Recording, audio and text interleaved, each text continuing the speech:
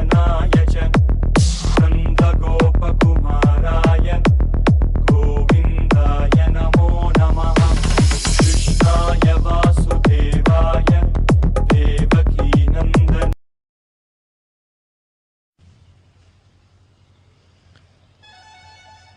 అరుణాచలము ఈ క్షేత్రంతో విశేషమైనటువంటి అనుబంధం ఏర్పడిపోయినటువంటి మహాపురుషులు కారణజన్ములు సద్గురువు భగవాన్ శ్రీ రమణ మహర్షి. రమణ మహర్షి యొక్క జీవితమే రమణతత్వము. రమణతత్వానికి రమణుల యొక్క జీవితానికి భేదమేమీ లేదు. వారి సందేశం అంతా వారి జీవితమే. అటువంటి భగవాన్ రమణులు కారణజన్ములు. ఎందుకంటే కొన్ని కోట్ల కోట్ల కోట్ల మందిలో ఎవరో అటువంటి మహాపురుషులు ఒక్కరే జన్మిస్తారు. అటువంటి కారణజన్ములైనటువంటి వారు భగవాన్ రమణ మహర్షి. తిరుచుళి అని ఒక గ్రామం, దాన్ని సంస్కృతంలో త్రిశూలపురము అని దానికి పేరు. అది ఓంకార సంబంధమై ప్రణవ సంబంధమైనటువంటి ఊరు. ఆ తిరుచుళి అనేటటువంటి ఊరిలో ఒక గొప్ప శివాలయం, అతి ప్రాచీనమైనటువంటి శివాలయం. ఆ శివాలయానికి శైవ నాయనార్లు, శైవంలో ఉన్నటువంటి మహాభక్తులు 63 మందిని నాయనార్లని పిలుస్తారు. వైష్ణవ సంప్రదాయంలో భగవంతుణ్ణి కీర్తించినటువంటి భక్తులు, తమ ప్రమేయం లేకుండా ఈశ్వరానుగ్రహంతో అటువంటి కవితాశక్తిని పొందినటువంటి వారిని ఆళ్వారులు అంటారు. ఆళ్వారులు 12 మంది, నాయనార్లు 63 మంది. 63 మంది నాయనార్లలో మళ్ళీ అత్యంత ప్రధానమైనటువంటి స్థానాన్ని పొందినటువంటి వారు అప్పర్, జ్ఞాన సంబంధర్, సుందరర్, ఈ ముగ్గురు. ఇందులో జ్ఞాన సంబంధర్ మినహా అప్పర్, సుందరర్ వీళ్ళిద్దరూ కూడా తిరుచుళి గ్రామానికి వచ్చి అక్కడ ఉండేటటువంటి భూమినాధీశ్వరుణ్ణి స్తోత్రం చేశారు. అక్కడ ఉన్న శివుడికి భూమినాధీశ్వరుడు అని పేరు, అమ్మవారికి సహాయాంబ అని పేరు.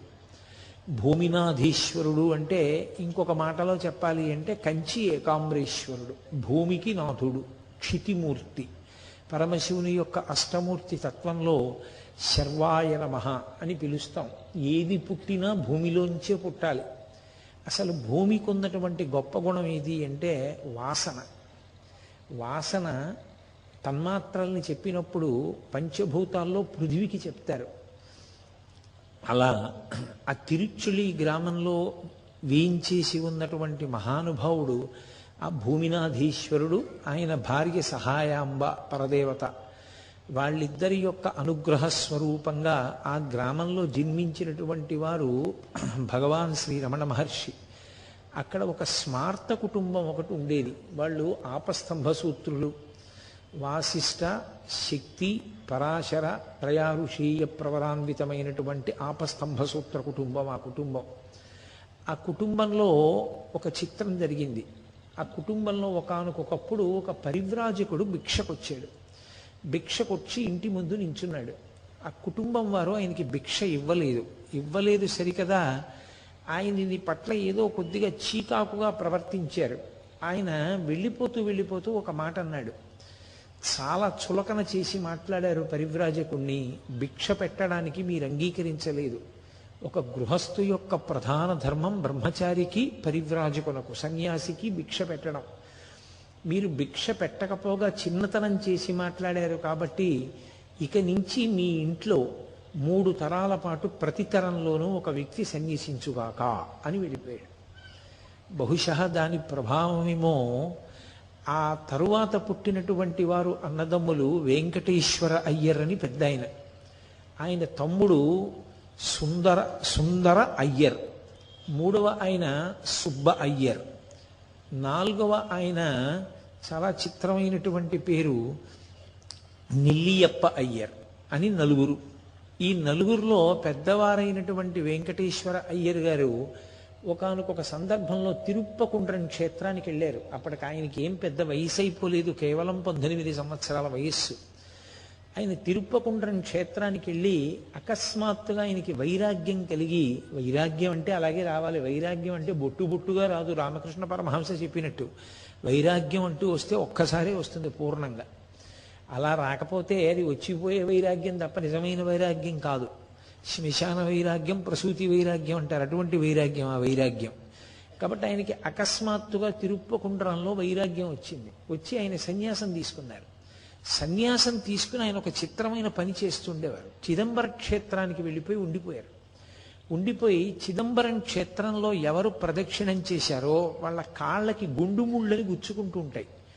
బాగా పెద్ద పెద్ద ముళ్ళు ఆ రోజుల్లో. ఇప్పుడు మహానగరం కింద తయారైపోయింది చిదంబరం కూడా. ఆ గుండు ముళ్ళు కాళ్ళల్లో గుచ్చుకున్న వాళ్ళందరికీ కూడా ఆ ముళ్ళు తీసి ఆ భక్తుల యొక్క పాదాలు తుడుస్తూ ఉండేవారు ఆయన సన్యసించి. ఆయన వెంకటేశ్వర అయ్యర్. ఇక రెండవ వారు సుందర అయ్యర్. ఈ సుందర అయ్యర్ గారికి అళగమ్మ గారినిచ్చి వివాహం చేశారు. సుందర అంటే శివుడే, సుందరకాండ అని కదా మనకి. సుందరుడెవరు అంటే ఆత్మోపాసన చేసినవాడు. సుందర అన్న నామం పరమశివుడికి పర్యాయ పదం. అందుకే మధురైలో ఇప్పటికీ మీనాక్షి సుందరీశ్వరర్ అంటారు. సుందర శబ్దం శివపరం. సుందరుడు అంటే ఏమర్థమో అళగమ్మ అన్న అదే అర్థం. అళఘ అంటే సొగసు అని. సొగసు అంటే సౌందర్యం, సుందరంగా ఉండడమే. సుందరయ్యర్ అన్నా కూడా సుందరంగా ఉండడమే. కాబట్టి ఇద్దరి పేర్లలో ఉన్నది సుందరము, సొబగే. సుందరయ్యర్ గారికి ఓ లక్షణం. ఆయన చాలా చిన్న ఉద్యోగంతో జీవితాన్ని ప్రారంభం చేశారు. చిన్న ఉద్యోగంతో ప్రారంభం చేసినటువంటి వ్యక్తి అంచెలంచెల మీద ఎంత కష్టపడి జీవితంలో వృద్ధిలోకి వచ్చారంటే, ఆయన దస్తావేజులు రాసేవారు. రాస్తూ ఆ రోజుల్లో న్యాయ సంబంధమైనటువంటి వృత్తి విద్య ఉత్తీర్ణుడు కాకుండానే ఆయనకున్న అనుభవం రీత్యా ఆయనని న్యాయవాదిగా గుర్తిస్తూ పట్టా ఇచ్చేది ప్రభుత్వం. అటువంటి పట్టా పొందారు. చాలా పెద్ద గృహం ఒకటి కట్టారు. ఆయన తన స్వంత డబ్బుతో బ్రాహ్మణులందరికీ ఒక శ్మశాన వాటికని ఏర్పాటు చేశారు, స్థలాన్ని కొని. చాలా విశేషంగా తనకు వచ్చిన ద్రవ్యంలో చాలా భాగం సహాయాంబ అమ్మవారి యొక్క అనుగ్రహం కోసమని, ఆమె యొక్క కైంకర్యం కోసమని ఖర్చు పెడుతూ ఉండేవారు. ఆ రోజుల్లో ఒక మాట చెప్పుకుంటుండేవారు, దొంగలు కూడా కొట్టని బండి ఎవరిది అంటే సుందరయ్యర్ గారి బండి. బళ్ళు దోచుకుంటుండేవారు ఆ రోజుల్లో. సుందరయ్యర్ గారి బండి ఎడుతోందంటే దొంగలు దోచుకునేవారు కాదు, చెట్ల చాటుకి వెళ్ళిపోయేవారు, ఆ బండి వెళ్ళిపోనివ్వండి అని. అంత మంచి పేరు తెచ్చుకున్న వ్యక్తి ఆయన. ఎంత మంచి పేరు తెచ్చుకున్నారో అళగమ్మ గారు కూడా నిరతాన్నదాత. మహాతల్లి ఇంటికొచ్చిన వాళ్ళకి ఏ సమయంలో వచ్చినా అన్నం వండి పెడుతూ ఉండేవారు. ఇదే రమణ మహర్షి యొక్క జీవిత తత్వం అంటే. ఒక మహాపురుషుడు ఇంట్లో ఆవిర్భవించాలి అంటే పూర్వపుణ్యం ఉండాలి. ఆ పూర్వం ఆ కుటుంబంలో ఉండేటటువంటి దంపతులు తమ ఆశ్రమాన్ని పవిత్రం చేసుకుని ఆ ఆశ్రమాన్ని చక్కగా ఉపయోగించుకున్న వాళ్ళై ఉండాలి. దేనికోసం గృహస్థాశ్రమంలో ప్రవేశించారో దానికోసం జీవించిన వాళ్ళైతే పరమేశ్వరుని యొక్క అనుగ్రహం కలుగుతుంది. ఉన్నది గృహస్థాశ్రమం, ఓడికి అన్నం పెట్టేది లేదు, ఓ మంచి పని లేదు, ఓడికి ఓ పండిచ్చేది లేదు, ఓడికి ఓ కాయ ఇచ్చేది లేదు, ఓ యజ్ఞం చేసేది లేదు, ఓ యాగం చేసేది లేదు, ఓ హవిస్సు ఇచ్చేది లేదు, ఓ దేవాలయానికి వెళ్ళేది లేదు, ఓ బొట్టెట్టుకోవడం అంతకన్నా లేదు. ఇంకెక్కడి నుంచి ఈశ్వరానుగ్రహం కలగమంటే కలుగుతుంది? అసలు కలిగే అవకాశమే ఉండదు అటువంటి వారికి. ఎవరికి కలుగుతుంది అంటే పరమేశ్వరుని యొక్క అనుగ్రహం పొందాలి అంటే గృహస్థాశ్రమంలో ఉన్నవాడు గృహస్థుగా బ్రతికితే. కాబట్టి ఆ తల్లికి యథార్థంగా ఆలోచిస్తే సుందరయ్యర్ గారి కన్నా కూడా భగవద్భక్తి చాలా విశేషం. ఆయన ఆచారకాండ జోలికి అంతగా వెళ్ళేవాడు కాదు, ఆయన జ్ఞాన మార్గంలో ప్రయాణం చేస్తుండేవాడు. అళగమ్మ గారు అలా కాదు. ఆవిడ దక్షిణామూర్తి స్తోత్రం దగ్గర నుంచి అనేకమైనటువంటి స్తోత్రములు కంఠగతం. ఆవిడ వేదాంతం అంటే ఆవిడికి చాలా ప్రీతి. అసలు మీరు జాగ్రత్తగా గమనిస్తే మీకు ఒక చిత్రమైన విషయం బోధపడుతుంది. మహాత్ములు జన్మించినప్పుడు తండ్రి కన్నా కూడా చాలా చోట్ల ఆ పిల్లవాని యొక్క తల్లికి భగవద్భక్తి వేదాంతమునందు విశేషమైన అనురక్తి ఉన్న కుటుంబాల్లోనే మహాపురుషులు జన్మిస్తుంటారు. మీరు శంకరాచార్యుల వారి దగ్గర నుంచి పరిశీలించండి, మీకు ఎప్పుడు చూసినా ఈ గుణం కనపడుతుంది. తల్లి యందు ఆ లక్షణం ఎక్కడ బాగా ప్రకాశిస్తుందో అక్కడే అటువంటి మహాపురుష జననం జరిగేటటువంటి అవకాశం కూడా ఉంటుంది. ఆ ఊళ్ళో ఎవరైనా ఏదైనా వేదాంత సంబంధమైన పాటలు పద్యాలు నేర్చుకోవాలంటే అళగమ్మ గారిని ఆశ్రయించేవారు. ఈ సుందరయ్యర్ గారికి ఒక చెల్లెలు ఉండేది, ఆమె పేరు లక్ష్మి. ఆ లక్ష్మి అనేటటువంటి ఆవిడంటే సుందరయ్యర్ గారికి చాలా ప్రీతి. కానీ ఆమె పెళ్ళైపోయిన తర్వాత ఒక కొడుకుని కంది. ఆ కొడుకు పేరు రామస్వామి. ఆ కొడుకుని కని ఆమె శరీరాన్ని విడిచిపెట్టేసింది. అందుకని సుందరయ్యర్ గారికి కోరిక, అరే నాకొక కొడుకు ఉండి ఉంటే ఆ పిల్లవాడికి ఇచ్చి పెళ్లి చేద్దును కదా, నాకు ముందు ఒక కొడుకు పుట్టుంటే, ఆ పిల్ల పుట్టడం కన్నా ముందే ఓ కొడుకు పుట్టుంటే, నాకు కూతురు పుట్టుంటే ఆ పిల్లవాడికి ఇచ్చి చేద్దును కదా, ఎంత సంతోషంగా ఉండేది అని ఆయన అనుకుంటూ ఉండేవారు. కానీ పాపం ఎప్పుడూ కూడా ఆ పిల్లవాడు పుట్టి పెద్దవాడు అవుతున్నాడు, కానీ ఈయన కడుపున కూతురు పుట్టలేదు. ముందు పిల్లవాడు పుట్టేశాడంటే ఆ చెల్లెలి కొడుకు పుట్టేశాడు, ఈయనకి కూతురు పుట్టట్లేదు. మొట్టమొదట ఓ కూతురు పుట్టింది, ఆయన సంతోషించారు. కానీ ఆమె ఎక్కువ కాలం ఉండలేదు, శరీరం వదిలేసింది ఆ పిల్ల. ఆ తర్వాత ఒక కొడుకు పుట్టాడు, ఆయనకి నాగస్వామి అని పేరు పెట్టుకున్నారు. ఎవరు? సుందరయ్యర్ గారు. మీరు పేర్లు మర్చిపోతూ ఉండకూడదు. సుందరయ్యర్ గారు తన పెద్ద కొడుక్కి నాగస్వామి అని పేరు పెట్టుకున్నారు. రెండవసారి గర్భం ధరించింది అళగమ్మ గారు. ఈసారైనా ఆడపిల్ల పుడుతుందేమో, ఆడపిల్ల పుడితే ఆ ఆడపిల్లని తన మేనకోడలు తన చెల్లెలి కూతురికి ఇచ్చి, తన చెల్లెలి కొడుక్కిచ్చి రామస్వామికి ఇచ్చి వివాహం చెయ్యాలి అని ఆయన కోరిక. అళగమ్మ గారు పురిటి నిప్పులు పడుతోంది. అళగమ్మ గారి అత్తగారు అంటే సుందరయ్యర్ గారి తల్లిగారు లక్ష్మీ అమ్మాళ్ ఆవిడ పేరు. లక్ష్మీ అమ్మాళ్ గారును ఒక కళ్ళు లేని ఆవిడ, ఒక వృద్ధురాలు పురుడు పోస్తున్నారు. ఈయన ఆశగా బయట ఎదురు చూస్తున్నారు, మంచి వార్త వస్తుందేమో అని. మంచి వార్త అంటే కొడుకున్నాడు కదా, కూతురు పుడుతుందేమో, ఆ చెల్లెలి కొడుక్కిచ్చి చెయ్యాలి, పాపం చెల్లెలు ఏ లోకంలో ఉందో సంతోషిస్తుంది, మళ్ళీ సంబంధం ఏర్పడుతుందని. ఈ కళ్ళు లేని ఆవిడ బయటికి వచ్చి ఓ మాట అంది, కొడుకు పుట్టాడయా అంది. కొడుకు పుట్టాడయా అంటే లోకంలో అందరూ సంతోషిస్తారు, సుందరయ్యర్ గారు ఏడిచారు. ఆవిడంది ఎందుకు ఏడుస్తున్నావు అంది. ఈసారి కూతురు పుట్టలేదు, పుట్టిన కూతురు వెళ్ళిపోయింది, ఈసారైనా కూతురు పుడుతుందేమో, ఆ మేనల్లుడికి ఇద్దామంటే ఆ పిల్ల దక్కలేదు, ఆ మొట్టమొదట పుట్టిన పిల్ల. ఇప్పుడు ఆడపిల్ల పుట్టలేదు, మళ్ళీ మగపిల్లాడు పుట్టాడు. ఆ వచ్చి చెప్పిన ఆవిడ ఎవరు? కళ్ళు లేని ఆవిడే. ఆ కళ్ళు లేనావిడ వచ్చి చెప్తోంది, ఎందుకయా అంత బాధపడతావు, అపారమైన తేజోమూర్తి కారణజన్ముడు మరొక పరమేశ్వరుడయా నీ కడుపున పుట్టినవాడు, వెళ్ళి చూసుకో, నీకు ఆ బాధ ఉండదు అంది. కళ్ళు లేనావిడ ఏం చూసింది, ఎలా చూసింది ఆ పిల్లాన్ని అంటే, బహుశా పుట్టిన పిల్లవాని యొక్క అపారమైనటువంటి తేజస్సు కన్నులు లేకపోయినా ఆ తల్లికి దర్శనమయ్యి ఉండాలి అని మనం అనవలసి ఉంటుంది అంతే. సరే, ఆ పిల్లవాడిని చూశారు, సంతోషించారు. తన పెద్దన్నగారు వెంకటస్వామి అయ్యర్ వారు సన్యసించారు కదా తిరుప్పకుండ్రం వెళ్ళి, అందుకని ఆ అన్నగారి పేరు ఉంచుకుందామని తమకి అత్యంత ప్రీతిపాత్రమైన దైవం వెంకటేశ్వర స్వామి, ఆ వెంకటేశ్వర స్వామి వారి పేరు ఉంచుకోవాలనేటటువంటి ప్రయత్నంలో ఆ పిల్లవాడికి వెంకటేశ్వర అని పేరు ఉంచారు. సరే, ఆ పిల్లవాడు పుట్టినటువంటి సంవత్సరం ప్రమాదీనామ సంవత్సర మార్గశీర్ష బహుళపక్ష విదియ పునర్వసు నక్షత్రం, రామచంద్ర ప్రభువు యొక్క నక్షత్రంలో పునర్వసు నక్షత్రంలో పుట్టాడు ఆ పిల్లాడు. సరే, చాలా సంతోషించారు. ఆ తర్వాత మళ్ళీ ఇంకో కొడుకు పుట్టాడు. ఆ పిల్లవాడికి మొట్టమొదటి కొడుక్కి నాగస్వామి అని పెట్టారు, రెండో వాడికి వెంకటేశ్వరుడు, మూడవ వాడికి నాగసుందర స్వామి అని పెట్టారు. ఆఖర్న ఆడపిల్ల పుట్టింది. ఆ పిల్లకి అమ్మయ్య అని సంతోషించి అలమేలుమంగ అని పేరు పెట్టారు. అలమేలుమంగ అని మనం అంటాం కానీ అసలు నిజానికి అలర్మేల్మంగ అది, కాబట్టి అలమేలుమంగ అని పేరు ఉంచారు. 9 సంతానం. ఇందులో నేను ప్రముఖంగా ప్రస్తావించినటువంటి వ్యక్తి వెంకటేశ్వరుడు. ఆయన గురించి మీతో నేను ప్రస్తావన చేశాను. ఈ పుట్టినటువంటి రెండో పిల్లాడు అపారమైనటువంటి దేహదారుఢ్యం. ఎంత దారుఢ్యం అంటే, ఎప్పుడైనా ఎక్కడైనా ఆటలాడితే ఆ పిల్లవాడిదే బహుమానం. ఎక్కడైనా మాట పంతం వచ్చిందా, పొరపాటునైనా సరే ఒక మాట అన్నాడా, ఆ పంతం నెగ్గించుకోవలసింది. అంత విశేషమైనటువంటి పంతం ఉన్నటువంటి పిల్లవాడు. ఆ తిరుచులి గ్రామంలో సరి అయినటువంటి విద్యా సౌకర్యం లేని కారణం చేత సుందరయ్యర్ గారు తన తమ్ముడు సుబ్బయ్యర్ దిండిగల్లో పనిచేస్తున్నాడు అప్పట్లో. ఆయన సబ్ రిజిస్ట్రార్ ఆఫీస్లో హెడ్ గుమాస్తాగా పనిచేస్తున్నారు. ఆ తిండిగల్లో పనిచేస్తున్నటువంటి తన సోదరుడైనటువంటి సుబ్బయ్యర్ గారి దగ్గరికి పంపించారు పెద్ద కొడుకైనటువంటి నాగస్వామిని, రెండవ కుమారుడైనటువంటి వెంకటేశ్వరుణ్ణి.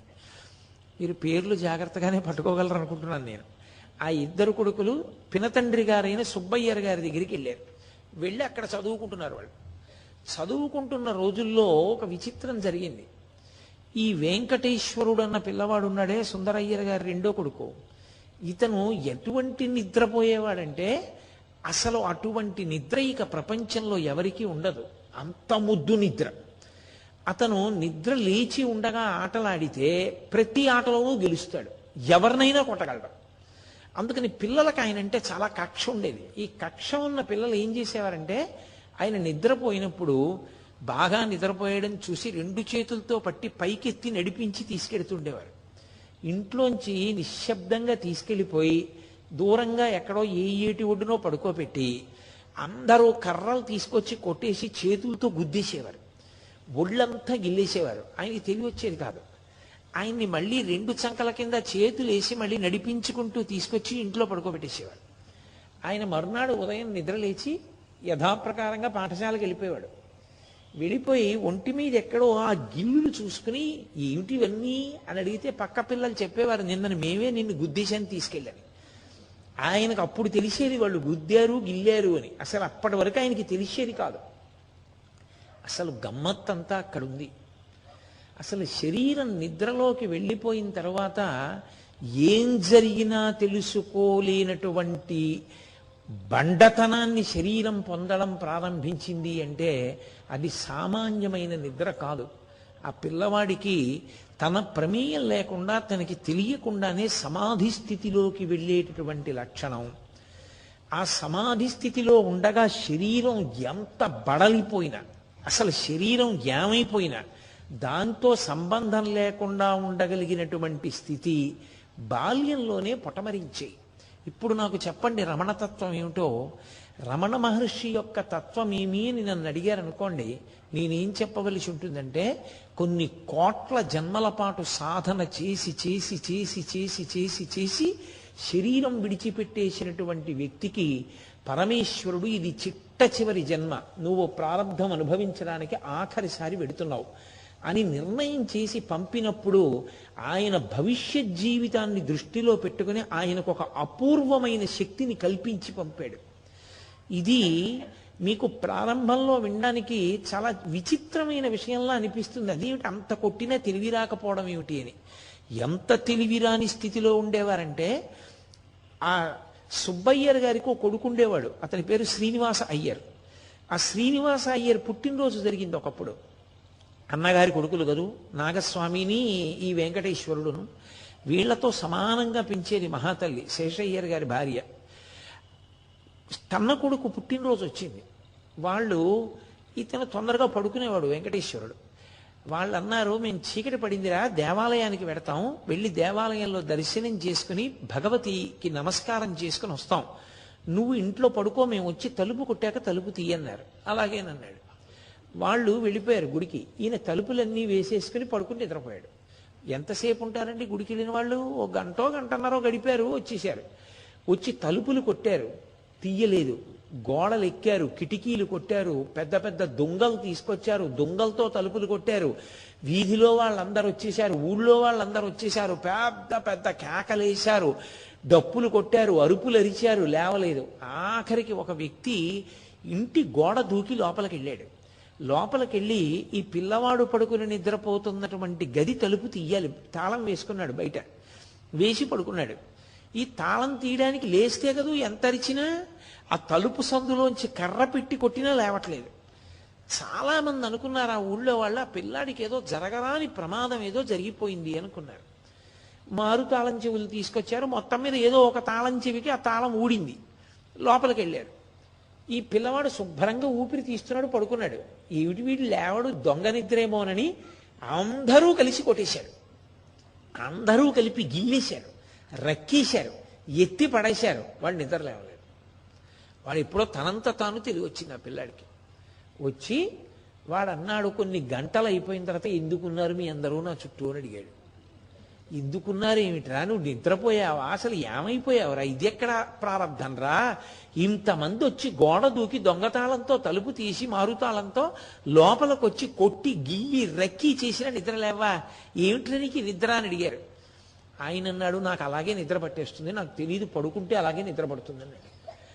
అంటే నిద్రలో నడిచే అలవాటు కాదు, ఆయన నిద్రలో తీసుకెళ్ళి కొట్టేస్తుండేవారు స్నేహితులు, అంత నిద్రపోయేవాడు. అది సామాన్యంగా ఎవరికీ లోకంలో అలా నిద్రపడుతుంది అని చెప్పడం సాధ్యమయ్యే విషయం కాదు. ఆయన శరీరం సమాధిలోకి వెళ్ళిపోయినప్పుడు ఆ శరీరానికి ఏమైపోయినా సరే తెలియని తత్వం ప్రారంభమునందే అంకురించింది. అసలు ఆ స్థితికి వెళ్ళడం మాట దేవుడెరుగు. ధ్యానం చేసుకునేటప్పుడు మీ పంచేంద్రియములు మనస్సు కలిపి మీరు దేన్ని ధ్యానం చేస్తున్నారో దాని మీద కొద్దిసేపు నిలబెట్టడం సాధ్యం కాదు. కొద్దిసేపు అంటే నిమిషాలు అనుకోకండి, కొన్ని సెకండ్లు నిలబెట్టడం సాధ్యం కాదు. ఏదో భగవంతుని యొక్క పాదముల వంక చూసి ఆయన పాదముల మీద దృష్టి నిలబెట్టి ధ్యానం చేద్దామంటే 2-3 క్షణాల్లో మనసు వెంటనే జారిపోయి ఇంకొక వైపుకి వెళ్ళిపోతుంది. ధ్యానంలోనే నిలబడనటువంటి మనస్సు ఆత్మయందు లయం అయిపోయి అసలు మనసు ఇంద్రియములు పనిచేయడం పూర్తిగా ఆగిపోతే అంత గాఢమైనటువంటి సుషుప్తి సమానమైన స్థితికి వెడితే సమాధి. అంత గొప్ప స్థితికి ఎంత సాధన చేస్తే వెళ్ళగలరు. ఏ సాధనా బలం లేకుండా పిల్లవాడు కనీసం అతనికి అది సమాధి అని తెలియదు, అది సుషుప్తి అని తెలియదు, అతను ఏ వేదాంత శాస్త్రం చదువుకోలేదు, అతను ఏ గురువు గారికి శుశ్రూష చేయలేదు, అతను ఏమీ తెలుసుకోలేదు, తెలుసుకోకుండా అతనికి సంభవమైంది. అప్పుడు ఏమని చెప్పవలసి ఉంటుంది? అకస్మాత్తుగా కోట్ల మందిలో ఒకరికి వచ్చే జబ్బు కాదది, అది ఈశ్వరుని యొక్క కృప. ఆయనకి సంచితం పూర్తయిపోయింది. ఇన్ని కోట్ల జన్మలలో ఆయన చేసిన సాధనం అది చివరి జన్మలో పండాలి. అందుకని ప్రారంభంలోనే ఆ పిల్లవాడికి అటువంటి అలవాటు ఏర్పడింది. సరే, ఆ పిల్లవాడిని పాఠశాలలో వేసినప్పుడు వెంకటేశ్వర అని రాయమంటే వెంకటరమణన్ అని రాశారు. ఆ కారణం చేత ఆ పిల్లవాడిని వెంకటేశ్వర అని పిలవడం ఆప్చేసి వెంకటరమణన్ వెంకటరమణన్ అని పిలవడం ప్రారంభమైంది. అందుకే చాలా చోట్ల భగవాన్ రమణుల యొక్క పూర్వాశ్రమనామం వెంకటరమణన్ అనే ఉంటుంది. అసలు నిజానికి తల్లిదండ్రులు పెట్టిన పేరు వెంకటేశ్వర. సరే, రోజులు గడిచిపోతున్నాయి. ఎంత బండతనంతో ఆటలాడేవారంటే ఆ రోజుల్లోనూ పిల్లలందరికీ కలిపి ఒక సంకేతం. చీకటి పడిపోయిన తర్వాత వాళ్ళు ఇళ్లల్లోంచి బయటికి వెళ్ళిపోయి ఆ తలగడాలు పెట్టి తలగడాల మీద దుప్పట్లు వేసేసి పిల్లలు పడుకున్నట్టుగానే ఏర్పాటు చేసి ఉంచి వాళ్ళు గోడలు దూకి వెళ్ళిపోయి ఆడుకుని తెల్లవారకట్టు వచ్చి మళ్ళీ ఆ దుప్పటి తీసి పడుకుని నిద్రపోతుండేవారు. అసలు చదువు అన్న దాని మీద శ్రద్ధ ఎన్నడూ లేదా వెంకటరమణకి. చదువుకుందామన్న తాపత్రయం కానీ చదువుకోవాలన్న జిజ్ఞాస కానీ ఆయనకి లేనే లేవు. కానీ ఆయన గొప్పతనం ఏమిటంటే ఆయన ఏకసంతాగ్రాహి. ఆ కారణం చేత ఎవరైనా పాఠం చెప్పే ఉపాధ్యాయుడు ఆ ప్రశ్నకి జవాబు ఏమిటి, ఆ పద్యం ఏమిటి చెప్పని ఎవరినైనా అడిగితే ఆ పిల్లవాడు పద్యం చెప్పిన తర్వాత ఒక్కసారి విని ఈయనకి వచ్చేసేది. ఈయన నువ్వు చెప్పు అంటే యథాతథంగా చెప్పేసేవారు. చెప్పేసి బయటికి వెళ్ళగానే తరగతి గదిలోంచి దాన్ని తుమ్మేసినట్టుగా విడిచిపెట్టేసి వెళ్ళిపోయేవారు. మళ్ళీ ఆటలే తప్ప పుస్తకం తీసింది లేదు, చదువుకున్నది లేదు, పాస్ అవుదామన్న ధోరణి అసలే లేదు. కాలం గడిచిపోతోంది అలాగా. ఈలోగా ఆ సుబ్బయ్యర్ గారికి మధురై బదిలీ అయింది. కాబట్టి ఈ ఇద్దరు పిల్లల్ని తన కొడుకుని భార్యని తీసుకుని సుబ్బయ్య అయ్యర్ గారు మధురై వచ్చేశారు. ఈ వచ్చేసిన తర్వాత ఒక హఠాత్ సంఘటన ఒకటి జరిగింది. అక్కడ వాళ్ళు మధురైలో ఉన్నటువంటి సమయంలో అకస్మాత్తుగా ఈ వెంకటరమణన్ మరియు నాగస్వామి అనబడేటటువంటి పిల్లల యొక్క తండ్రి అయినటువంటి సుందరయ్యర్ గారు గొప్ప సుస్థి చేసింది. పాపం గబగబా వెళ్ళాడు ఈ సుబ్బయ్యర్ గారి పిల్లల్ని తీసుకుని. 3-4 రోజుల తర్వాత ఆయన శరీరం వదిలిపెట్టేశారు. అకస్మాత్తుగా భర్త చనిపోవడంలో అలగమ్మ గారు విపరీతమైన దుఃఖానికి వశురాలయ్యింది. అప్పటికి ఆఖరి ఆడపిల్ల చాలా పసిపిల్ల, దానికి పెద్దగా ప్రాయం వచ్చినటువంటి పిల్ల కాదు, అంత చిన్న పిల్లలు. అందుకని సుబ్బయ్యర్ గారు అన్నారు, ఇంతమందిని పోషించడం కష్టం కదా, 2 పిల్లల్ని తీసుకెళ్లి మధురైలో నేనే చదివిస్తానని పెద్దవాళ్ళిద్దరిని, అంటే నాగస్వామిని వెంకటరమణన్ని తనతో తీసుకుని వెళ్ళిపోయారు. ఇక మిగిలినటువంటి వాళ్ళు 2, ఆ అలమేలుమంగ, ఆ పైన పుట్టినటువంటి నాగసుందర స్వామి. ఈ 2 పిల్లల్ని రెండో తమ్ముడైనటువంటి ఆ నెల్లియప్ప అయ్యర్ తీసుకెళ్ళి ఆయన చదివిస్తున్నారు.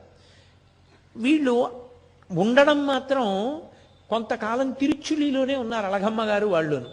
వస్తుండేవారు పోతుండేవారు పిల్లలు బావమరిది. కొన్నాళ్ళు అయిపోయిన తర్వాత మానామధురై అనబడేటటువంటి ఊళ్ళో పనిచేస్తున్నటువంటి నెల్లియప్ప అయ్యర్ గారి దగ్గరికి అలగమ్మ గారు కూడా వెళ్ళిపోయారు. ఈ పిల్లలిద్దరూ మధురైలో చదువుకుంటూ ఉండేవారు. పెద్ద పిల్లలిద్దరూ సుబ్బయ్యర్ గారి దగ్గర చదువుతున్నారు. అక్కడ కౌండిన్య నది అని ఒక నది, ఒకానొకప్పుడు విపరీతమైనటువంటి క్షామం వస్తే కౌండిన్య మహర్షి పరమశివుణ్ణి స్తోత్రం చేశాడు. పరమశివుడు అనుగ్రహించి ఆ నదిని ప్రవహింపచేశాడు. అందుకని ఆ మహర్షి పేరు మీద కౌండిన్య నది అనేటటువంటి నది ఆవిర్భవించింది.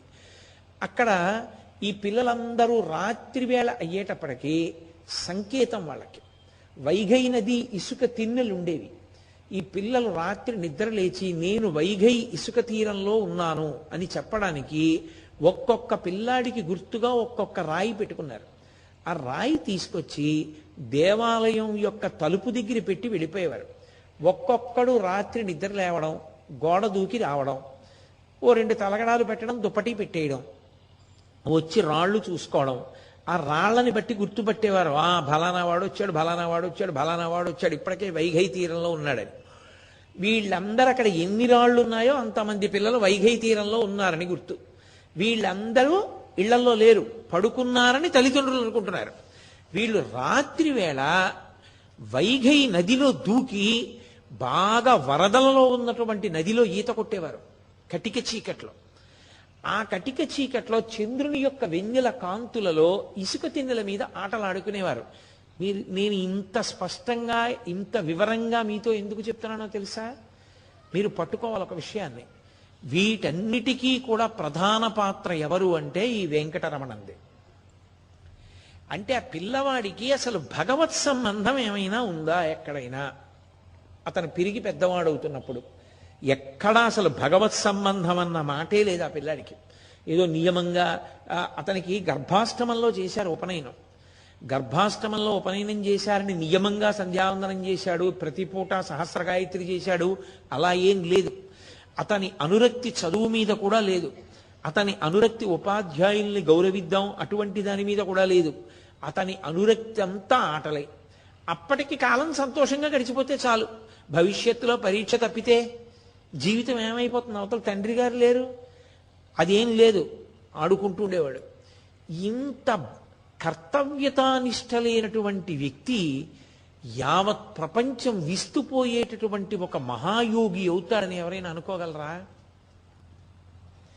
ఏ కారణం చేత అయ్యాడు అని నిర్ధారించవలసి ఉంటుంది. ఒక్కటే నేను మళ్ళీ మళ్ళీ చెప్తున్నాను, పునర్జన్మ సిద్ధాంతానికి ఆయువు పట్టు ఎక్కడుంది అంటే సనాతన ధర్మమునందే. పునర్జన్మ సిద్ధాంతాన్ని సనాతన ధర్మంలో అంగీకరిస్తాం కాబట్టే, మళ్ళీ పుడతామన్న విషయాన్ని అంగీకరిస్తాం కాబట్టే బొట్టు పెట్టుకుంటాం. బొట్టు పెట్టుకున్నాడు అంటే గుర్తు ఏమిటంటే ఆయన సనాతన ధర్మమును అంగీకరించాడు అని.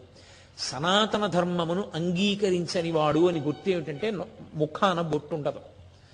ముఖాన బొట్టు లేదు అంటే అతనికి సనాతన ధర్మంతో సంబంధం లేనివాడు అని గుర్తు. పునర్జన్మ ఉన్నది అంటే భయభక్తులు ఉంటాయి. ఇక్కడ చేసిన తప్పులకి నువ్వు వచ్చే జన్మలో అనుభవించవలసి ఉంటుంది. జాగ్రత్తగా ఉంటాడు. అరే మన ఇష్టం వచ్చినట్లు ప్రవర్తిస్తే వచ్చే జన్మలో మళ్ళీ కష్టాన్ని అనుభవించవలసి ఉంటుంది. కాబట్టి వేదం ఎలా చెప్పిందో అలా బ్రతుకుదాం అనుకుంటాడు.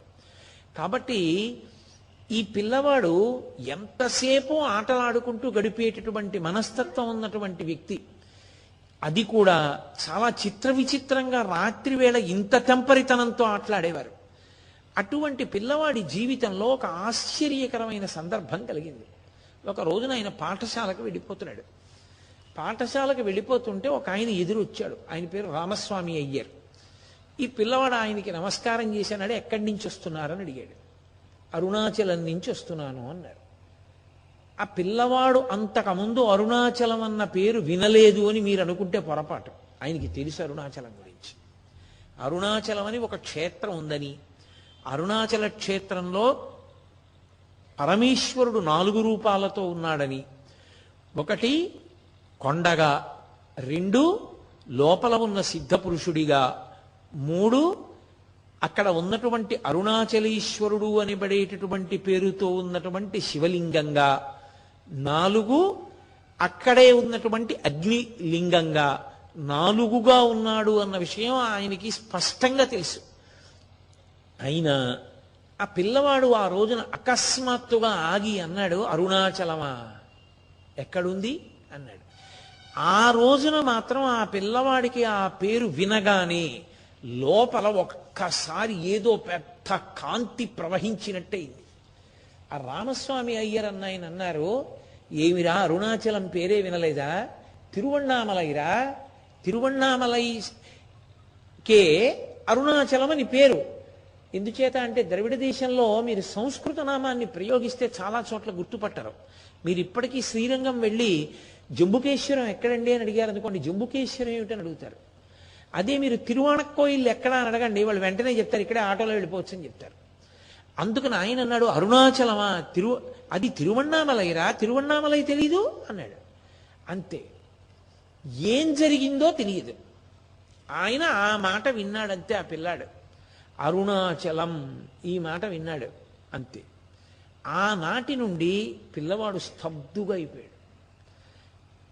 ఉత్సాహంగా పరుగులు తీయడం, పిల్లలతో ఆటలాడడం, పిల్లలతో దెబ్బలాడడం ఇవేం లేవు. చేస్తున్నాడు. ఇంతకుముందు ఏం చేశాడో అవే చేస్తున్నాడు. తల్లికి వంటలో, పిన్నమ్మకి వంటలో సాయం చేసేవాడు. ఇప్పుడు సాయం చేస్తున్నాడు. కూరలు తరిగి పెడతాడు. పూర్వం అన్నం పెడితే రుచుల కోసం పెద్ద గొడవ చేసేవాడు. ఇప్పుడు ఏం పెడితే అది తిని వెళ్ళిపోతాడు. ఏమిటి ఇంత విచిత్రంగా మార్పు వచ్చింది అనుకున్నారు. ఒకరోజు అందరూ తమ తమ పనుల మీద బయటికి వెళ్ళారు. ఈ పిల్లవాడు ఒక్కడు మేడ మీద గదిలో కూర్చుని ఉన్నాడు. ఇప్పటికీ రమణాశ్రమం వాళ్ళ యొక్క ఆధీనంలో ఉంది. నాకు జీవితంలో ఒక పెద్ద కోరిక, నేను మా మోహన్ రావు గారితో అన్నాను కూడా ఒకసారి, నాకు రమణులు ఎక్కడ పుట్టారో అక్కడి నుంచి అరుణాచలం వెళ్ళేంత వరకు మధ్యలో ఎన్ని మలుపులు తిరిగిందో ఆయన జీవితం, ఆ ప్రదేశాలన్నిటినీ చూస్తూ వెళ్ళాలని, అలాగే ఆయన అక్కడ ఎక్కడెక్కడ కూర్చుని తపస్సు చేశారో ఆ ప్రదేశాలన్నింటినీ కూడా చూడాలి అని నాకు కోరిక జీవితంలో. సరే, ఏదో నా స్వగతంగా ఆ మాట మనవి చేశాను మీతోటి. ఆ పిల్లవాడు ఆ మధురైలో ఆ ఇంట్లో మేడ మీద గదిలో కూర్చున్నాడు. ఇప్పుడు అది రమణాశ్రమం వాళ్ళ ఆధీనంలో ఉంది. కూర్చుని ఉండగా అందరూ ఇంట్లో బయటికి వెళ్ళారు ఏదో పని మీద.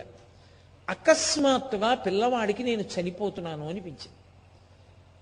అతను వెంటనే డాక్టర్ని పిలవండని కానీ, భయపడి ఎవరినైనా కేకేయడం కానీ, లేచి నిలబడే ప్రయత్నం కానీ చేయలేదు.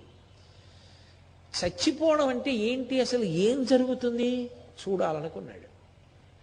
చూడాలనుకుని పరిశీలనం మొదలుపెట్టాడు. ఎవరు పరిశీలిస్తారు? ఈ కంట్లో కుంకుడు పులుసు పడింది, ఈ కన్ను చూడలేకపోతోందని చూస్తున్నది మీకు కనపడుతుందా? రే, ఈ కంట్లో పులుసు పడిందిరా, ఈ కన్ను చూడలేకపోతోంది, కాసేపు ఇది ఇలా మూసుంచు, ఈ కన్నుతో చూడు అని లోపల నుంచి మీకు చెప్తున్నది మీకు కనపడుతుందా? అది చూస్తోంది. రమణుల విషయంలో కూడా ఏమిటి శరీరం చచ్చిపోవడం అంటే అసలు, కానీ చచ్చిపోని ఏమవుతుందో చూద్దాం, అసలు చావు అంటే ఏమిటో చూద్దామని కాళ్ళు చాపుకుని గోడ కానుకుని కూర్చున్నారు ఆయన. చచ్చిపోయేటటువంటి వ్యక్తికి ఎలా జరుగుతుందో అలాగే పెదవులు మూసుకుపోయి, పళ్ళు బిగుసుకుపోయి రక్త ప్రసారం ఆగిపోయింది. గుండె కొట్టుకోవడం నిలబడిపోయింది. శరీరం కాస్తంలా బిగుసుకుంది. అహంస్ఫురణము మాత్రం ఆగలేదు. నేను అన్న భావన మాత్రం అలా ఉండిపోయింది. ఇదిగో ఈ శరీరం చచ్చిపోయింది. దీనికి రక్త ప్రసారం ఆగిపోయింది, ఇది కొయ్యబారిపోయింది, దీనికి పెదవులు నల్లపడిపోయి బీసుకుపోయి, దీని పళ్ళు గిటకరించుకుపోయి, ఇది చనిపోయింది. కాసేపు ఆగి ఎవరో ఒకళ్ళు పైకి వస్తారు ఈ గదిలోకి, వీడు చనిపోయాడంటారు. దీన్ని కట్టి కొత్త చాపలో పెట్టి కర్రలకి కట్టి తీసుకెళ్ళిపోతారు, దీన్ని కాల్చేస్తారు. మరి ఇది వెళ్ళిపోతోంది, నాకేం అవలేదు అంటే చనిపోయేది శరీరము తప్ప నేను కాదు. అసలు నేను అహంస్ఫురణ, నేనన్న నేను అసలు నేను, ఇది అసలు నేను కాదు. ఈ నేనుకి మరణం ఉంది, నేనుకు మరణం లేదు, అది శాశ్వతము అనుకున్నాడు. అంతే, మళ్ళీ ఆ పిల్లవాళ్ళలో చలనం వచ్చింది. ఆ క్షణమే ఆ వెంకటరమణం యొక్క జీవితంలో అల్లరి చిల్లరగా తిరిగినటువంటి ఆఖరి క్షణం. ఇక ఆ తర్వాత ఆయన అసలు మాట్లాడలేదు ఎవరితో ఎక్కువ. ఎప్పుడు కూర్చుని పద్మాసనం వేసుకుని అలా ధ్యానంలో ఉండేవారు. తరగతి గదికి వెళ్ళినా కూడా ఉపాధ్యాయులు పాఠం చెప్తున్నా కూడా ఆయనకి తలకెక్కేది కాదు. ఎప్పుడు ధ్యానం చేసుకుంటూ ఆ అహంస్ఫురణ ఎందు అణిగిపోదామా అని ఉండేది. బాహ్యంతో సంబంధం తెగిపోవాలని ఉండేది. అలా ఉండకుండా 10 మందితో కలిసే ప్రయత్నం చేస్తే ఒళ్ళు మంటలు వచ్చేవి ఆయనకి. ఆ మంటలు రావడంలో వెళ్ళిపోయి కూర్చుని తనలో తానే రమిస్తూ అలా అంతర్ముఖత్వాన్ని పొంది పద్మాసనం వేసుకుని లోనున్నటువంటి అహంస్ఫురణము, అసలైన నేను ఎక్కడుందో అన్నీ ఎక్కడి నుంచి పుడుతున్నాయో, ఇప్పుడు నేను ఈ ఉపన్యాసం చెప్తున్నప్పుడు ఆలోచన ఎక్కడి నుంచి పుడుతోందో ఆ పుట్టుక స్థానమునందు ఆయన కలిసిపోయేవారు. కలిసిపోయి శరీరాన్ని నుంచి విడిపోయేవారు. విడిపోయి అలా ఉండిపోయేవారు. అందులో తనలో తాను రమిస్తూ అలా కూర్చుని ఉండిపోయేవారు. సహజంగా ఒక పిల్లవాడు అలా ఉండడం మొదలు పెడితే ఇంట్లో వాళ్ళందరికీ పిచ్చేళ్ళ కనపడతాడు. నేను మొన్ననే చెప్పాను కదా, మనకు అర్థం కానివన్నీ అవతలవి పిచ్చే. కాబట్టి అవతల పిన్నికి పినతండ్రికి నచ్చలేదు, అన్నగారికి నచ్చలేదు. అప్పటికే ఆ పిల్లవాడికి నాగస్వామికి పెళ్లి చేశారు, జానకీ అమ్మాళ్ళన్న పిల్లతోటి. చదువు పూర్తయితే ఉద్యోగం వస్తే ఆ పిల్ల కాపరానికి రావాలి. ఇంకా తండ్రి లేడు, ఏదో వృద్ధిలోకి రావాలని పాపం ఆ నాగస్వామి కష్టపడుతున్నాడు. ఈ పిల్లవాడు ఎప్పుడూ అలా కూర్చోవడం, ఏది పిడితే అదే తినేయడం, ఇంకా కావాలని అడగడం, ఏమీ వేయకపోతే లేచిపోతాడు, ఇంకా వేసేస్తే తినేస్తాడు. ఎవరైనా పలకరిస్తే మాట్లాడడం, ఏ ఆటలకి వెళ్ళడు, ఎవ్వరితోనూ కలవడం, ఎప్పుడు ఏకాంతంలో పద్మాసనం వేసుకుని రమిస్తూ ఉంటాడు. ఇది చూసి ఇంట్లో ఈసడింపులు ప్రారంభమయ్యాయి. ఇది అన్నం పెడుతుందా, గుడ్డ పెడుతుందా, ఎందుకు వచ్చిన ధ్యానాలు, ఎందుకు వచ్చిన భక్తి, ఈ వయసులోనా, చదువుకోవలసిన వయసులో అవతల తండ్రి లేడా, పెద్దవాడు ఎలా చదువుకుంటున్నాడు, ఏ మాయరోగమా, చదువుకోలేవు అని పెద్దవాళ్ళందరూ కూడా నింద చేయడం మొదలుపెట్టారు. ఎక్కడికి వెళ్ళినా ఏమైంది వీడికి, ఏంటి అలా ఉంటున్నాడు ఏమిటి అని అడగడం మొదలుపెట్టారు. ఒక రోజున ఆ పిల్లవాడు మేడ మీద గదిలో కూర్చుని ఉన్నాడు. ఆయన సరిగ్గా ఇంగ్లీష్ గ్రామర్ పాఠం చదవలేదు అని చెప్పి ఆ ఉపాధ్యాయుడు 3 మాటలు దాన్ని వ్రాయమన్నాడు. అతి కష్టం మీద ఒక మాట రాశారు. లోపల నుంచి ఒక ప్రశ్న వస్తోంది, ఇందుకొరక కాలాన్ని ఇలా ఉపయోగించడానికా నువ్వు ఉన్నది, ఇలాగా నువ్వు ఉపయోగించవలసింది, నీలో నువ్వు రమించవలసిన వాడివి, ఎందుకు వచ్చింది ఈ 3 మాటలు రాయడం, ఇవన్నీ ఏమిటి కలిసి వస్తుంది దీనివల్ల అని బలవంతంగా ఎలాగో అలా 2వ మాట రాస్తూ ఉంటే ధ్యానంలోకి జారిపోతోంది మనసు. మెల్లిగా కూడా తీసుకుని 2వ మాట రాశారు. ఒక వాక్యం రాయడం, సమాధిలోకి వెళ్ళిపోతూ ఉండడం. అక్కడే ఉన్నాడు అన్నగారు నాగస్వామి, చూస్తున్నాడు, గమనిస్తున్నాడు. ఎక్కడ లేని కోపం వచ్చింది. ఏమిరా, నీలాంటి వాళ్ళకి ఇల్లు ఎందుకురా, నీలాంటి వాళ్ళకి ఇల్లు అక్కర్లేదు, నువ్వు ఏం చేద్దాం అనుకుంటున్నావో అదే చేస్తే పోలా, దానికి తగిన ప్రదేశానికి పోతే పోలా, ఎందుకురా నీకు ఇల్లు అన్నాడు ఆయన. ఇంతకుముందు ఎన్నో మాటలు అన్నాడు ఆ మాట, కానీ అది ఎక్కడో వెళ్ళి గుచ్చుకుంది రమణ మహర్షికి, ఆ వెంకటరమణంకి.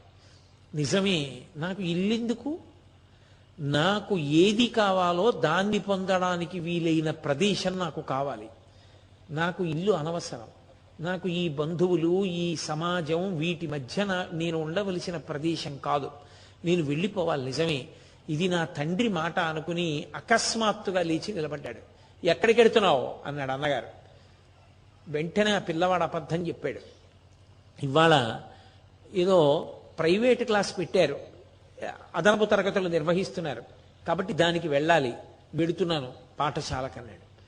ఆయన అన్నాడు, అన్నగారు పరమేశ్వరుడు మార్గం కూడా చూపించాడు. కింద పెట్టెలో 5 రూపాయలు ఉన్నాయి, పిన్నిని అడిగి తాళం చెవి తీసుకుని పెట్టి తీసి 5 రూపాయలు పట్టుకుని వెళ్ళి నా ఫీజు నీ ఫీజు కూడా స్కూల్లో కట్టు అన్నాడు. అలాగే అని గబగబా కిందకు వచ్చాడు. స్కూల్కి వెడుతున్నానన్నాడు. పిన్నిగారు గబగబా అన్నం పెట్టింది. ఆ పిన్నిగారు పెట్టిన అన్నమే ఆయన ఇంట్లో తిన్న ఆఖరి అన్నం. ఏం పెట్టిందో గబగబగబగబ తినేశారు. ఒక్కసారి ఆ ఇంటి వంక కూడా వెళ్ళిపోతున్నాను కదా అని విడిచిపెట్టి వెళ్ళిపోయేవాడు ఒకసారి ఆపేక్షతో చూస్తాడు. కనీసం ఒక్కసారి ఆ ఇంటి వంక ఆపేక్షగా కూడా చూడలేదు. పెట్టి తీశారు. 5 రూపాయలు ఉన్నాయి. 2 రూపాయలు విడిచిపెట్టేశారు, 3 రూపాయలు తీసుకుని జేబులో పెట్టుకున్నారు. ఒక కాగితం ఒకటి తీసుకుని ఉత్తరం రాశారు. ఏమని రాశారంటే, నా తండ్రి పిలుపు నాకు అందింది, నా తండ్రిని వెతుక్కుంటూ ఇది బయలుదేరుతోంది. ఇది అంటే ఇది తాను వేరుగా చూడడం ప్రారంభమైపోయింది. నేను కాదు, నేను వేరు, ఇది నా చేత ధరింపబడిన శరీరం, ఇది బయలుదేరుతోంది. దీనికోసం ఎవ్వరూ శ్రమపడి వెతకవలసిన అవసరం లేదు. దానికోసం ఎవ్వరూ కూడా ఏ విధమైనటువంటి శ్రమకి లోను కావద్దు. నీ కాలేజీ ఫీజు చెల్లింపబడలేదు, 3 రూపాయలు మాత్రం నేను ఇవి తీసుకుంది అని రాసి సంతకం పెట్టలేదు, సుక్కలు పెట్టి వదిలిపెట్టేశారు. అంటే ఎవరు సంతకం పెట్టాలి? ఎవరు అంటే అప్పటికే ఆయనకు ఒక స్థూల శరీరంతో అనుబంధం అన్నది తగ్గిపోతుంది. ఇంకా ఒక పేరు, ఒక దేశం, వాటికి పరిమితితో ఉన్నవాణ్ణి అన్న భావన పోయింది. అంతటా పరివ్యాప్తమైనటువంటి ఆత్మస్వరూపాన్ని నేను అన్న భావనకు వచ్చేసారు ఆయన. ఆ అనుభవం ఎప్పుడైతే మేడ మీద గదిలో జరిగిందో అప్పటికే ఆయన స్థితి ఏ పారమార్థిక లక్ష్యాన్ని చేరుకోవాలని సాధకులు ప్రయత్నం చేస్తారో అది అకస్మాత్తుగా ఆయనకు అలవాటు పడింది. అంతే. ఆ 3 రూపాయలు పట్టుకుని తిన్నగా నడుచుకుంటూ వెళ్ళిపోయారు. ఒకసారి అట్లాస్ తీసి చూశారు, ఎలా వెళ్ళాలి తిరువణ్ణామలై అని. అట్లాస్ వంక చూస్తే ఆయనకి విల్లుపురం జంక్షన్ వరకు రైలు వెడుతుంది అని కనపడింది. తిరువణ్ణామలైకి రైలు వెడుతుంది. కాట్పాడి నుంచి కొత్తగా రైళ్లు వేశారు అప్పుడు కాట్పాడి మీదుగా. కానీ అప్పటికి ఇంకా రైల్వే టైం టేబుల్లోకి అట్లాస్లోకి చేరలేదు ఆ లైను. అందుకని ఆయనకి తెలియదు ట్రైన్ వెడుతుందన్న విషయం. తెలియక నేను విల్లుపురం జంక్షన్ వరకు వెళ్ళాలనుకుని రైల్వే స్టేషన్కి వెళ్ళిపోయారు. ఆయన వెళ్ళేసరికి ప్రతిరోజు తొందరగా వచ్చే రైలు ఆ రోజు ఆలస్యంగా వచ్చింది. ఆ రోజు రైలు కానీ ఆలస్యంగా వచ్చి ఉండకపోతే తన ఇంట్లో వాళ్ళు తన్ని పట్టేసుకుని ఉండేవారు. ఆలస్యంగా రైలు వచ్చింది, విల్లుపురంకి టికెట్ కావాలి అని అడిగారు. అదొక్కటే మాట. టికెట్ ఇచ్చాడు. ఆ మిగిలిన డబ్బులు తీసి జేబులో వేసుకున్నారు. రైలు ఎక్కి కూర్చుని పద్మాసనం వేసుకున్నారు. రైలు బయలుదేరింది. వైఘై నది కనపడుతోంది. ఆ తరువాత ఆయన పెరియ పురాణం పుస్తకం చదివి ఎప్పుడూ మధురై దేవాలయంలోకి వెళ్ళి కూర్చుంటుండేవారు. ఆటలన్నీ మానేసి ఎప్పుడు నాయనార్ల వంక చూస్తూ ఉండేవారు. ఎప్పుడు నన్ను నాయనార్లలా తయారు చేస్తామని ఏడుస్తూ ఉండేవారు, కళ్ళ నీరు కారుస్తూ.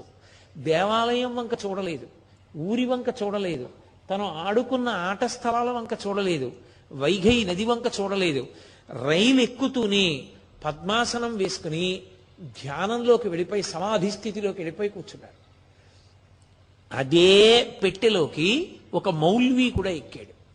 ఆయన భగవత్ సంబంధమైనటువంటి విషయాల్ని ఆ రైలు పెట్టెలో ఉన్నటువంటి వాళ్ళందరికీ వర్ణించి చెప్తున్నాడు. అందరూ ఎంతో కుతూహలంగా ఇన్ని ప్రశ్నలు వేస్తూ వింటున్నారు. ఈ పిల్లవాడొక్కడిలోనే ఏ ప్రతిస్పందన లేదు. రైల్వే స్టేషన్లు వస్తున్నాయి, అమ్మే తినుబండారాలు అమ్ముతున్నారు, తినేవాళ్ళు తింటున్నారు, అరిచేవాళ్ళు అరుస్తున్నారు, దిగేవాళ్ళు దిగుతున్నారు, ఎక్కేవాళ్ళు ఎక్కుతున్నారు, తగిలేవాళ్ళు తగులుతున్నారు. కానీ ఆ పిల్లవాడు మాత్రం పద్మాసనం వేసుకుని కూర్చున్నవాడు కూర్చున్నట్టే సమాధి స్థితిలోకి జారిపోయి ఉన్నాడు. చాలాసేపు అయిపోయింది. బహిర్ముఖుడు కాడు. చూసి చూసి చూసి చూసి ఆ మౌల్వి అన్నాడు, ఇంతమంది నాట్లో మాట్లాడుతున్నారు, ఈ పిల్లవాడు ఒక్కడే మాట్లాడటం లేదు. ఈ పిల్లవాడు సమాధిలో ఉన్నాడని తట్టి లేపాడు. ఆయన బహిర్ముఖులయ్యారు. ఎక్కడికి వెడుతున్నావు అని అడిగారు. విల్లుపురం జంక్షన్కి అన్నారు. ఎందుకు అన్నారు. తిరువణ్ణామలై వెళ్ళడానికి అన్నారు. అంటే ఆ మౌల్వి పరమేశ్వర స్వరూపం. ఆయన అన్నాడు, అయ్య పిచ్చివాడా, తిరువణ్ణామలై వెళ్ళడానికి విల్లుపురం జంక్షన్ దిగడం ఎందుకయా, నేను తిరుక్కోయిలూరు వరకు వెడుతున్నాను, ఆ తర్వాత స్టేషనే తిరువణ్ణామలై. నువ్వు తిరుక్కోయిలూరుకి టికెట్ తీసుకోవలసింది, నువ్వు మళ్ళీ ఎందుకు విల్లుపురం వరకు తీసుకున్నావు అన్నారు. నాకు తెలియదు ఈ విషయం అన్నారంతే. అందరూ రైలు ఎక్కిన దగ్గర నుంచి అన్ని తింటున్నారు, ఈ పిల్లవాడు మాత్రం ఏమీ తినలేదు. ఒక అర్ధన ఇచ్చి చీకటి పడుతుండగా 2 బేరికాయలు కొనుక్కున్నారు.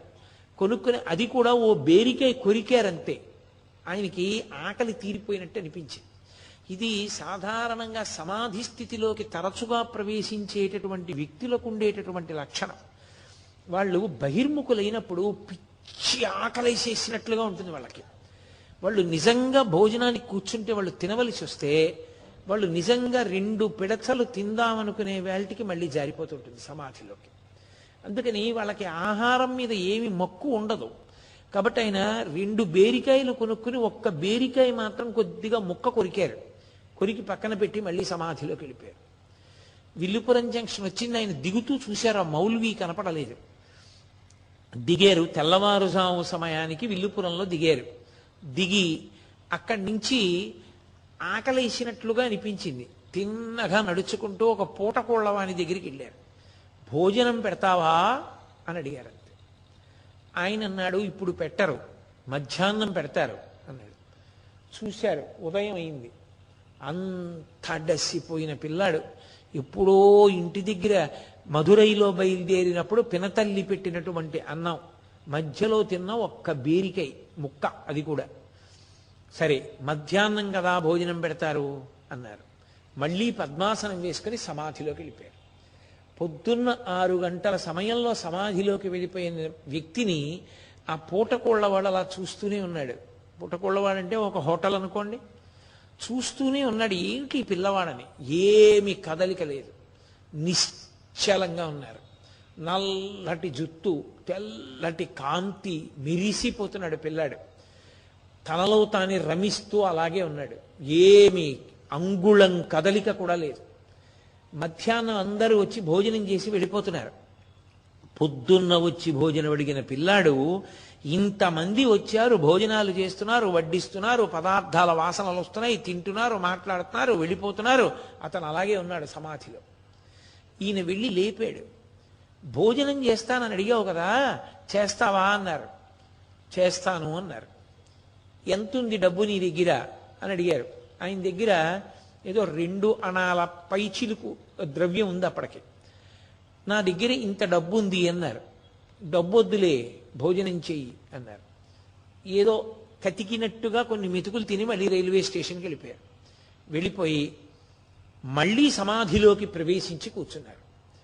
ఆ రోజు రాత్రి రైల్వే స్టేషన్లోనే ఉన్నారు. తెల్లవారుతుండగా రైలు వచ్చింది. ఎక్కి కూర్చున్నారు. కూర్చుని అక్కడి నుంచి ఆయన దగ్గర డబ్బులు, ఆనాడు తిన్నగా వెళ్ళడానికి కావలసినంత డబ్బు లేదు, తిరువణ్ణామలై వరకు వెళ్ళడానికి కావలసినంత టికెట్ డబ్బు లేదు. అందుకని మాంబళంపట్టు అని ఒక స్టేషన్, ఆ మాంబళంపట్టు స్టేషన్ వరకే టికెట్ కొనుక్కున్నారు. కొనుక్కుని మాంబళంపట్టులో దిగిపోయారు.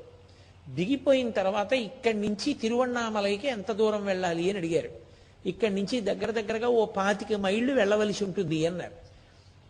డబ్బులు లేవు చేతిలో, కాబట్టి నడిచి వెళ్ళిపోతాను, అరుణాచలం నా తండ్రి దగ్గరికి అని నడక మొదలుపెట్టారు. 10 మైళ్ళు నడిచారు.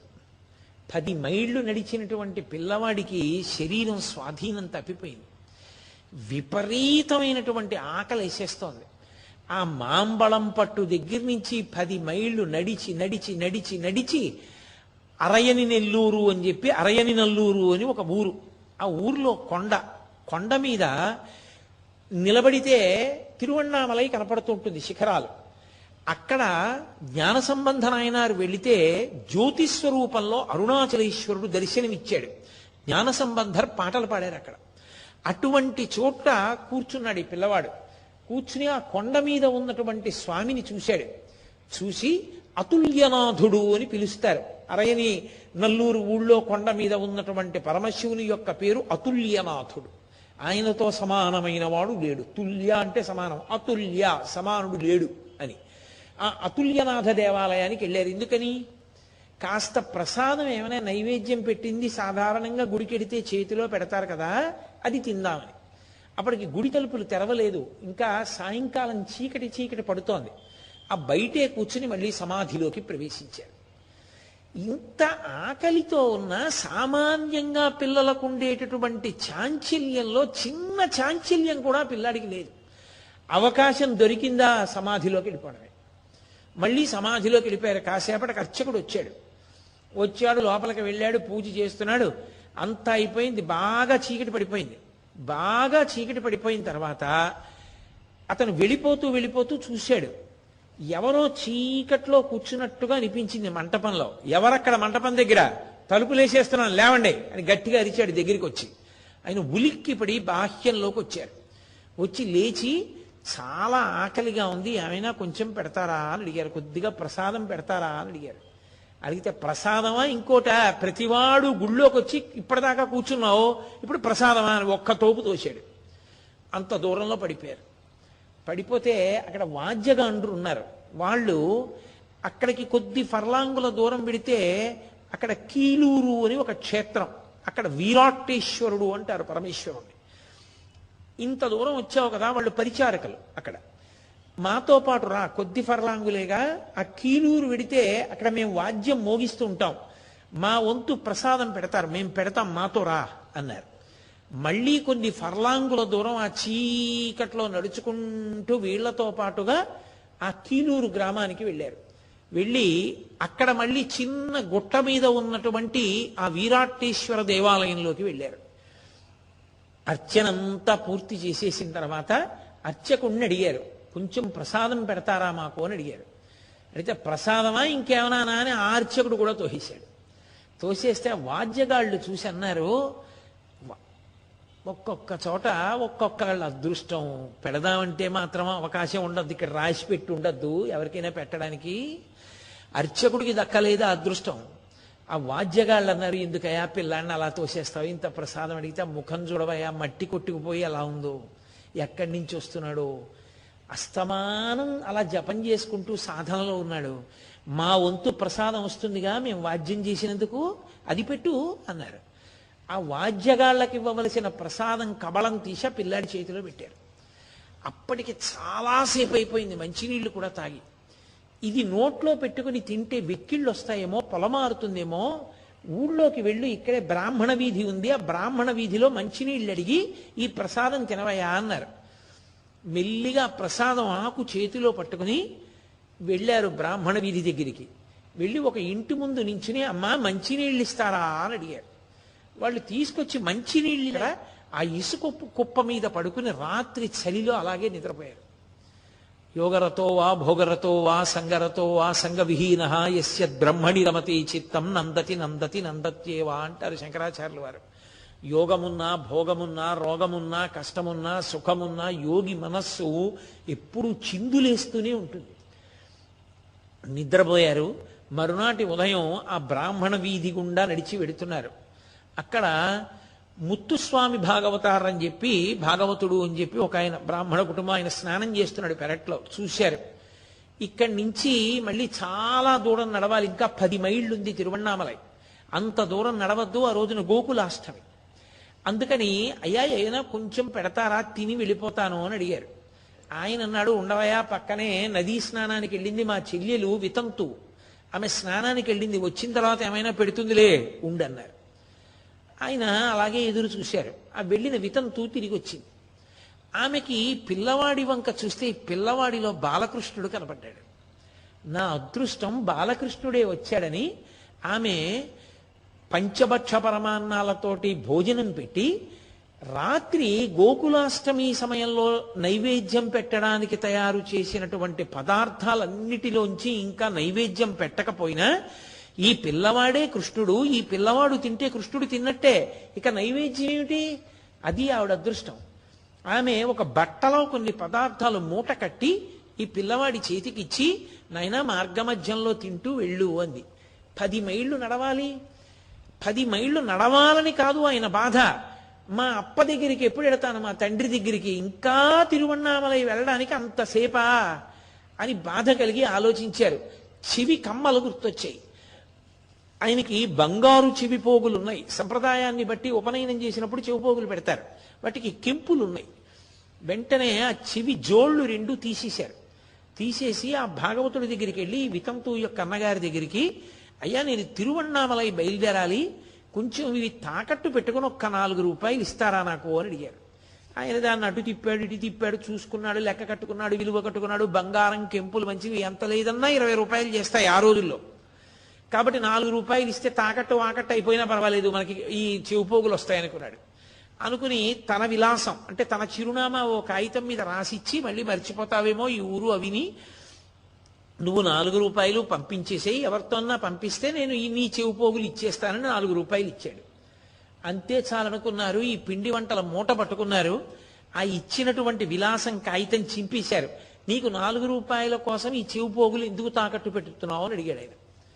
ఆయన అన్నారు, ఏం లేదు, ప్రయాణంలో నా పెట్టె పోయింది, అందుకని ఈ చెవిపోగులు తాకట్టు పెడుతున్నాను అన్నారు. ఆ 4 రూపాయలు పుచ్చుకున్నారు. ఆ కాగితం చింపి అవతల పారేశారు. రైల్వే స్టేషన్కి వెళ్ళారు, కూర్చున్నారు. తెల్లవారుజామున రైలు బండి వచ్చింది, అందులోకి ఎక్కి కూర్చున్నారు. 10 మైళ్ళే కదూ, వెళ్ళిపోయారు. తెల్లవారుతోంది. 6, 7 అవుతున్న సమయానికి తిరువణ్ణామలైలో దిగిపోయింది రైలు. రైలు దిగుతూనే పరుగు పరుగు పరుగు పరుగున శిఖరాల వంక చూస్తూ ఆ అరుణాచలేశ్వర దేవాలయంలోకి వెళ్ళిపోయారు. ఆ రోజుల్లో ఆలయానికి పునర్నిర్మాణం పనులు జరుగుతున్నాయి. అందుకని 8 గంటలు అయితే తప్ప దేవాలయం తలుపులవి తెరవడం సాధ్యమయ్యేది కాదు. ఏమి ఆశ్చర్యమో తెలియదు, ఆ రోజున గుడి తలుపులు తెరిచేశారు. అన్నిటికన్నా ఆశ్చర్యం ఏమిటంటే, అసలు అరుణాచలంలో అలా అర్చకుడు లేకుండా దేవాలయం తలుపులు బార్లా తెరిచి ఎప్పుడూ ఉండదు. అటువంటిది ఆ రోజున ఆలయం తలుపులు తెరిచి ఉన్నాయి, ఎవ్వరూ లేరు. ఈ పిల్లవాడు పరుగు పరుగు పరుగు పరుగున అంతరాలయం దగ్గరికి వెళ్ళిపోయాడు. కన్నుల నీరు కారిపోతూ ఆనందంతో ఒక్కటే మాట అన్నాడు, అప్పా మీరు పిలిచారు, వచ్చేశాను అన్నాడు. అంతే అని వల వల వల వల ఏడిచేశాడు. ఆనంద భాష్పాలు కారిపోయాయి. అక్కడి నుంచి బయలుదేరి గుడి బయటికి వస్తున్నారు. అకస్మాత్తుగా ఎవరో ఒక వ్యక్తి వచ్చి అన్నాడు, ఆ దుమ్ము కొట్టుకుపోయి పెరిగిపోయి ఉంది జుట్టు, తలనీలాలు ఇచ్చేస్తారా అన్నారు. పరమేశ్వరుడే నిర్ణయం చేసేసాడన్ని. ఆ తలనీలాలు తీయవలసినటువంటి క్షురకుడు ఆలయం పక్కన ఒక ఇంట్లో ఉండేవాడు. ఈయన్ని తీసుకెళ్ళాడు అక్కడికి. అన్నారు, తీసుకెళ్లారు. అక్కడ కూర్చోబెట్టారు. ఆయన శుభ్రంగా శిరోముండనం చేసేశాడు. శిరోముండనం చేసేసిన తర్వాత స్నానం చేయాలి. గబగబా బయటికి వచ్చారు. బయటికి వచ్చి ఎందుకు ఈ మిగిలిన డబ్బులు, ఆ డబ్బులు తీసి కోనేట్లోకి విసిరి పారేశారు. ఆ పిండి వంటల మూట చూశారు.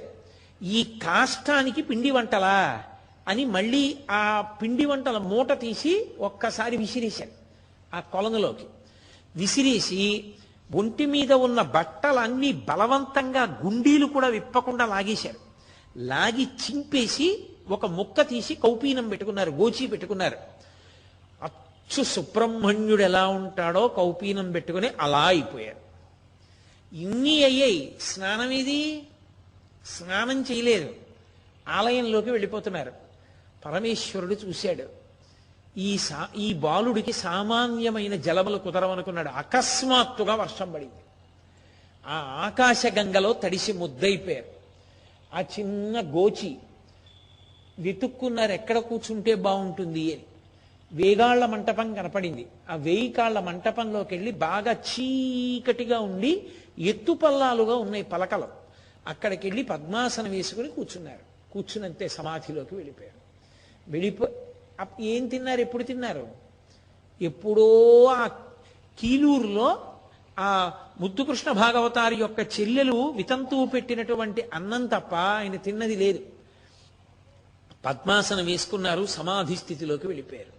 వెళ్ళిపోయి లోపల ఆత్మగా నిలబడి ఆనందంతో అలా ఉండిపోయారు. చీకటి పడిపోయింది, తెల్లవారిపోయింది, పగలొచ్చేసింది, భక్తులు వస్తున్నారు వెడుతున్నారు. ఏమి మాట పలుకు ఏమీ లేవు. అంతకుముందు ఇలాంటి వ్యక్తే ఒక ఆయన తిరువణ్ణామలై వచ్చారు. నిన్ననే మీతో చెప్పారు, శేషాద్రి స్వామి. ఆయన లోకానికి అర్థం కాలేదు, పిచ్చివాడన్నారు. ఆయన కంచి నుంచి వచ్చి కూర్చుంటే ధ్యానానికి ఆ ఊళ్ళో ఉన్న పిల్లలందరూ వెళ్ళి ఆయన్ని రాళ్లు వేసి కొడుతూ ఉండేవారు. ఒరే పెద్ద శేషాద్రి అయిపోయాడు, చిన్న శేషాద్రి వచ్చాడు రా కొత్తగా అని పిల్లలందరూ బయలుదేరి వచ్చి రాళ్లు పెట్టి కొట్టడం మొదలుపెట్టారు. అదృష్టం ఏంటంటే ఆ వేగాళ్ల మంటపం లోపలికి కూర్చున్నారు కాబట్టి ఆయనకి దెబ్బలు తగలలేదు. కానీ రాళ్లు వచ్చి పడుతున్నటువంటి చప్పుళ్ళకి ఆయన బహిర్ముఖులయ్యారు. ఈ పిల్లలు వెంట తరుగుతున్నారు.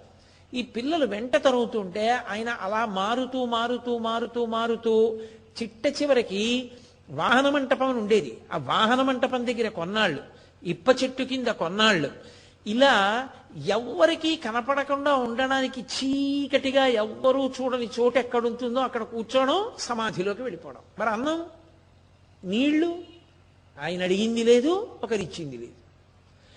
ఆఖరికి విచిత్రం ఏమిటంటే తిరువణ్ణామలైలో బ్రాహ్మణులు బ్రాహ్మణేతరులు కూడా పరమేశ్వరారాధన కోసం అక్కడే ఉండిపోతుంటారు. రామస్వామి అని ఒక వ్యక్తి, ఆయన బ్రాహ్మణేతరుడు. ఆయన చూసి ఏమిటి పిల్లాడి ఇలా కూర్చుని అలా సమాధిలో ఉంటాడు, అసలు కదలడని రోజు ఆయనే తెచ్చి కాస్త అన్నం పెడుతుండేవారు. అది ఏదో ఎంగిలి పడ్డాడన్నట్టుగా ఓ 2 కబళాలు తినేవారు అంతే, మళ్ళీ సమాధిలోకి ప్రవేశించేసేవారు. ఈ పిల్లల యొక్క ఆగడం రోజు రోజుకి ఎక్కువైపోతోంది. ఇప్ప చెట్ల కింద కూర్చున్నా విడిచిపెట్టట్లేదు. అరుణాచల క్షేత్రానికి స్థల వృక్షం ఉంటుంది, పొగడ చెట్టు, ఇప్ప చెట్లు కూడా చాలా ఉంటాయి. ద్రవిడ దేశం వైపు మీరు వెడితే ప్రతి క్షేత్రానికి స్థల వృక్షం ఉంటుంది. నిజానికి మనకి ఉన్నాయి.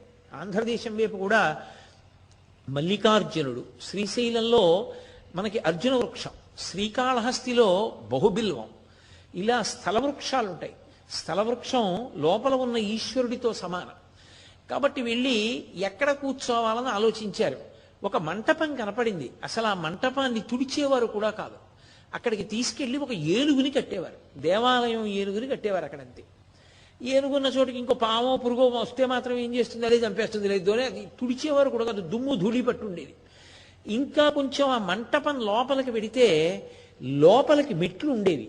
అక్కడ ఒక సిద్ధ పురుషుడి యొక్క సమాధి ఉండేది, దాని మీద శివలింగం ఉండేది. ఇప్పుడు పాతాళలింగం పాతాళలింగం అని మనం అందరం చక్క వరుస క్రమంలో కిందికి దర్శనం చేసుకుని పైకి ఎక్కుతుంటాం.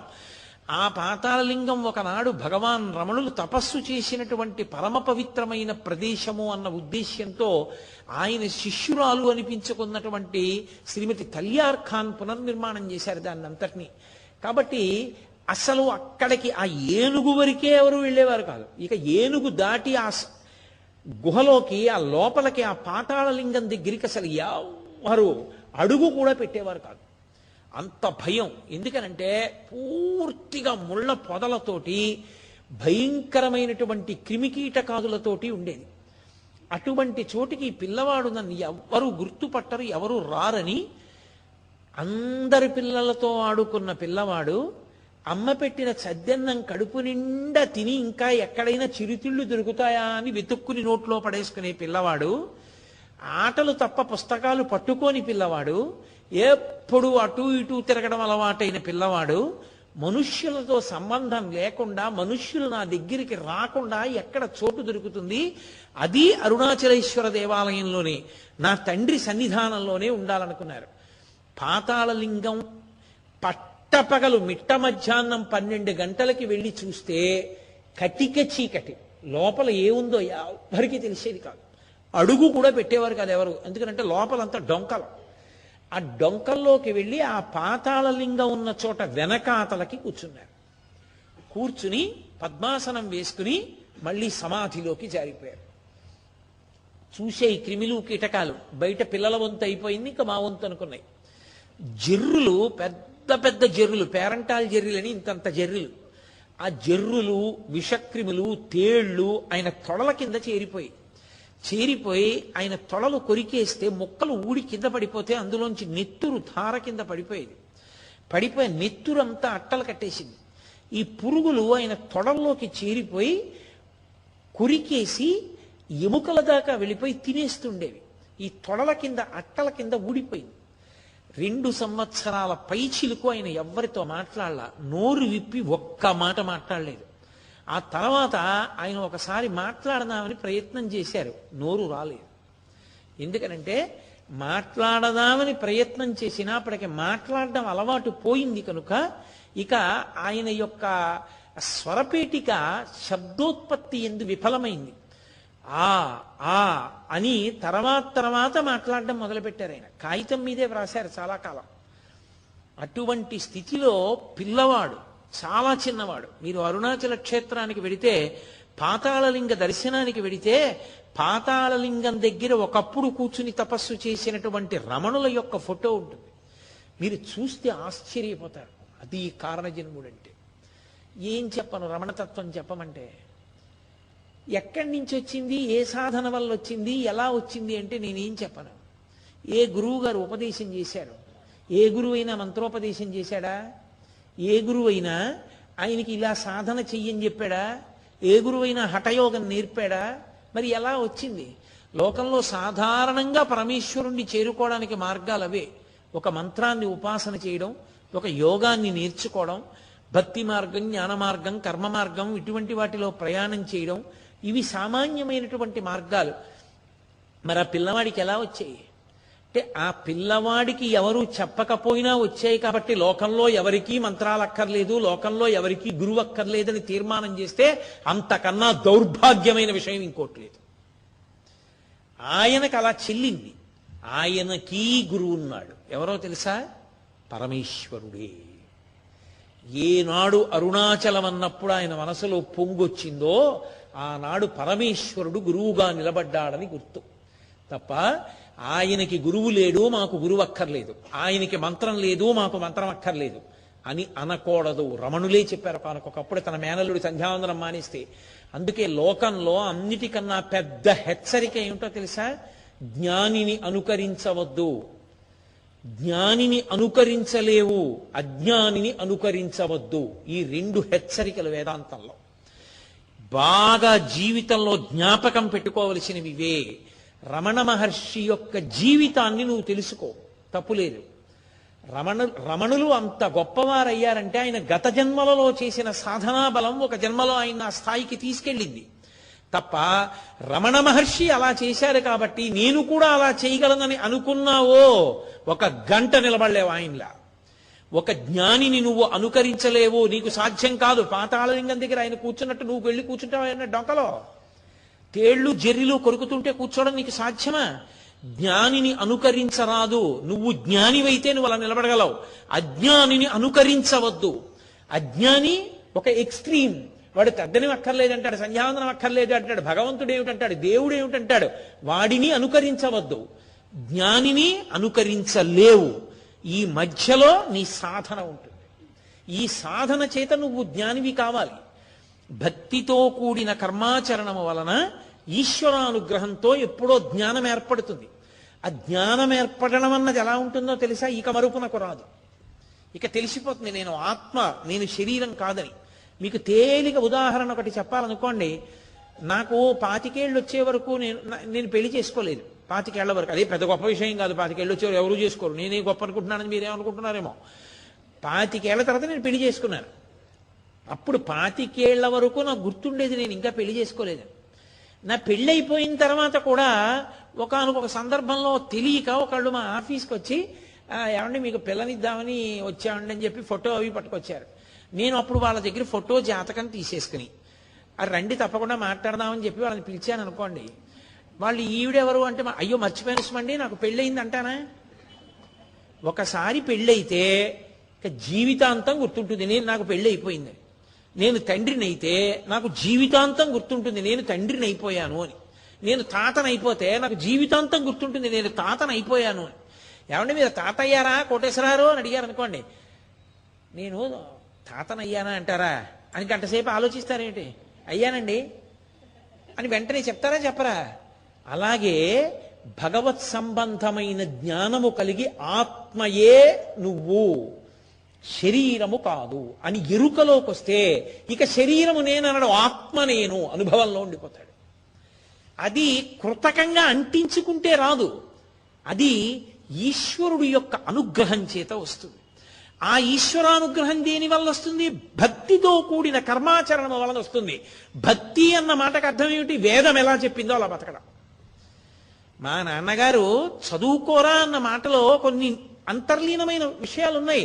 నా జేబులో 10 రూపాయలు పెట్టి మా నాన్నగారు నాన్న బాగా చదువుకో అని చెప్పారు. బాగా చదువుకో అంటే ఏంటి దాని అర్థం? నువ్వు చదువుకోవడానికి వెళ్ళినప్పుడు ఎప్పుడైనా నీకు విపరీతమైన దాహం వేసి నీళ్లు దొరకకపోతే ఈ 10 రూపాయల్లో నువ్వు సోడా కొనుక్కుని తాగు.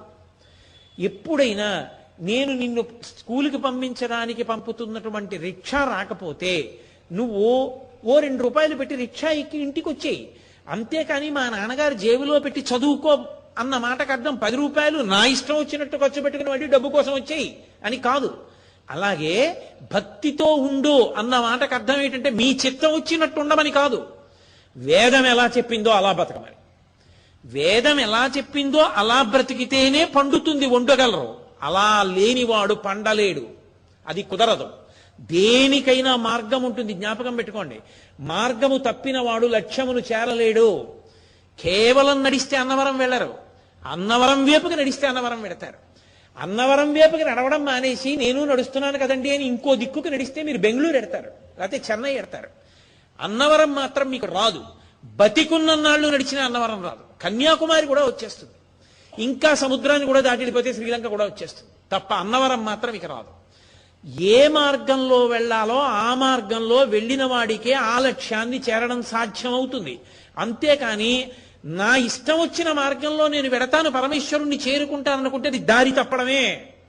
అలా కుదరదు. రమణతత్వం అంటే అంతే. ఆయనకి యథార్థ జ్ఞానము ప్రకాశించింది.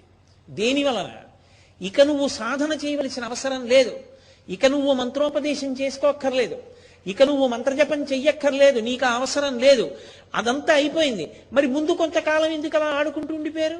ప్రారబ్ధం మిగిలిపోయింది. ఆ ప్రారబ్ధం కూడా పూర్తయిపోవాలి. అది కూడా పూర్తయిపోతే తప్ప ఆ జ్ఞానం కలగదు, ఆ పంట పండదు. అదొకసారి పండింది అంటే ఆయనకి తెలిసిపోయింది.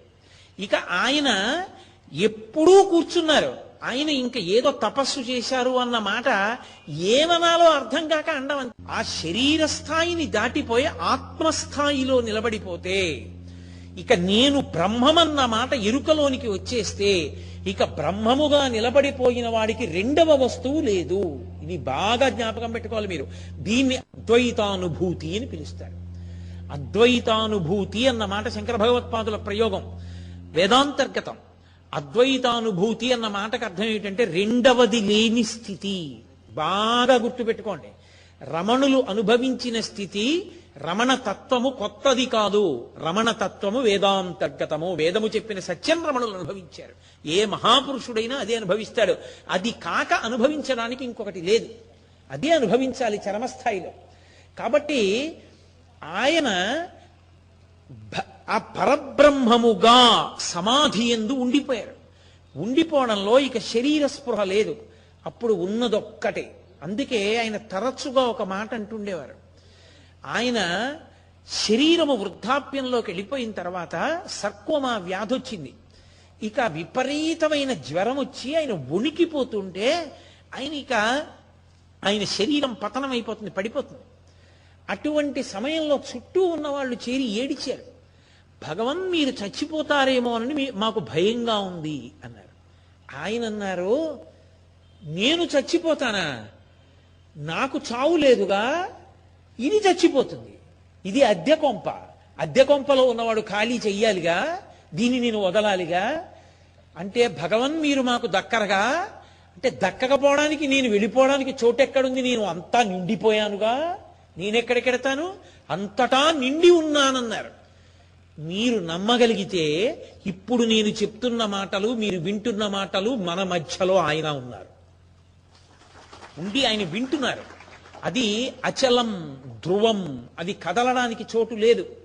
ఆత్మ సర్వత్ర పరివ్యాప్తమైపోయి ఉంటుంది. అది శరీరంలో ఉంటే రమణ అని మనం పిలిచాం. ఆయన మాత్రం అలా పలకలేదు. ఆయన ఎప్పుడు దీన్ని సాక్షిగా చూస్తూ ఉండేవారు. ఇది ఇది ఇది అనేవారు తప్ప నేను అనేవారు కాదు.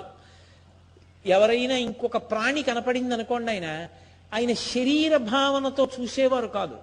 దానిలోని ఆత్మ, తనలోని ఆత్మ అభిన్నం. అది ఆ శరీరాన్ని తొడుక్కుంది, అదొక శరీరాన్ని తొడుక్కుంది, ఇది దీన్ని తొడుక్కుంది. లోపల ఉన్నది ఒకటేగా, అయినప్పుడు అది దీన్ని ఎందుకు చెనకుతుంది అన్న భావనతో ఉండేవారు. అందుకే ఒక పాము అలా వెళ్ళిపోతుంటే వారు నిన్నను కూడా వచ్చారు, వారు ఇవాళ వచ్చారనేవారు తప్ప పాము వచ్చింది అనేవారు కాదు. ఆయన ఆయన దృష్టిలో అంతటా ఆత్మయే, ఆత్మ కానిది లేదు. ఆ స్థాయిలో వెళ్ళిపోయారు ఆయన. వెళ్ళిపోయిన తర్వాత ఒకప్పుడు ఆయన అడిగారు, మీరు రాత్రి బాగా నిద్రపోయారా అని అడిగారు. ఇది బాగా నిద్రపోయింది అన్నారు. ఇది బాగా నిద్రపోతే మీరు, నాకు నిద్ర ఎక్కడుంది? ఆత్మ ఎప్పుడూ తెలివిగానే ఉంటుంది, నాకు నిద్ర ఉండదు. కాబట్టి ఇది నిద్రపోయింది అనేవారు తప్ప దీనికి ఆకలేస్తోంది. ఓ, మీరేమో దీనికి ఏదో నయం చేస్తాను, దీనికి జబ్బు తగ్గిస్తానంటారు. ఇదేమో నాకు ఆ మందు పట్టలేదు, నాకు చాలా బాధగా ఉందని ఇదంటోంది. మీరేమో తగ్గిస్తానంటారు, ఇదేమో నేను తగ్గనంటోంది. మీ పట్టుదల మీది, దీని పట్టుదల దీనిది. మీ ఇద్దరి పట్టుదలల మధ్యలో మీరు చేస్తున్న ప్రయత్నాలన్నీ నేను చూస్తున్నాను. దీని అల్లరి చూస్తున్నాను, ఇది ఎంత నిప్పెట్టి ఎంత పెంకితనం చేస్తోందో తగ్గనని. మీరేమో తగ్గిస్తానని. మీ ప్రయత్నం చూస్తున్నాను, దాని అల్లరి చూస్తున్నాను, రెండూ చూస్తున్నాను అనేవారు. నాకు నిప్పి తగ్గలేదనేవారు కాదు. మనమైతే ఏమంటాం? అంత వైద్యం చేశారు, ఏమిటో మోకాలు నిప్పి తగ్గలేదండి అంటాను. నా మోకాలు నిప్పండి అంటాను. ఆయన పాపం ఏమిటో దీనికి నిప్పి అనేవారు. దీనికి నిప్పి అంటే ఇది వేరు, నేను వేరు. నేనెవరు? ఇది నిప్పెడుతోందని తెలుసుకుంటున్నవాడిని. తెలుసుకుంటున్నవాడికి కూడా నిప్పుంటే ఇక వాడు దీనికి నిప్పని ఎందుకంటాడు? కాబట్టి తెలుసుకుంటున్నవాడికి నిప్పి లేదు, వాడు వేరు, ఇది వేరు. ఆయన ఇప్పుడు దీన్ని దీనిగా చూశారు, తానుగా ఉన్నారు. ఆ అసలైన నేనని ఉండిపోయారు జీవితాంతం. జీవితాంతం ఏంటి? అది ఎప్పుడు కలిగింది? ఒక్కసారి చిట్లిందంతే, చిటుక్కుని చిట్లిపోయింది. అరుణాచల మాట విన్నప్పుడు చిట్లిపోయింది. ఎందుకు చిట్లిపోయింది? ఇప్పుడు సాధన ఏముంది ఆయనకి? మీకు ఆ ప్రశ్నకి జవాబు వేదం చెప్పగలదు తప్ప లౌకికంగా ఎవరి దగ్గర ఉండదు. సాధన వలన ఉంటుంది. ఏమంటే ఈ పిల్లవాడు గంటలో 150 ప్రశ్నలకి 150 జవాబులు రాసేశాడు, వాడు 30 రాశాడు. వీడు గంటలో 150 ప్రశ్నలకి 150 జవాబులు వ్రాయడం కోసమని 3 నెలల నుంచి ఇంటి దగ్గర పరిశ్రమ చేశాడు. కాబట్టి ఇవాళ బెల్ కొట్టి మళ్ళీ గంట తర్వాత బెల్ కొడితే వాడు 150 బిట్లు ఆన్సర్ చేశాడు. వాడు ఇంటి దగ్గర ఆడుకున్నవాడు గంట కొట్టి గంట మళ్ళీ కొట్టేటప్పటికి గంటలో 150 వాడెక్కడ చేస్తాడు? 30 చేశాడు. ఇవాళ ఆయన పండిపోయారంటే అది గత జన్మల సాధనా బలం. గత జన్మల సాధనా బలానికి ఈశ్వరుడు పలకాలంటే వేదప్రోక్త మార్గంలో నడవాలి. వేదము చెప్పినది మార్గము, ఆ మార్గంలో నువ్వు నడవగలిగితే లక్ష్యాన్ని చేరుకుంటావు. అందుకే ప్రమాణవాక్కు ఏది అని అడిగితే వేదమొక్కటే.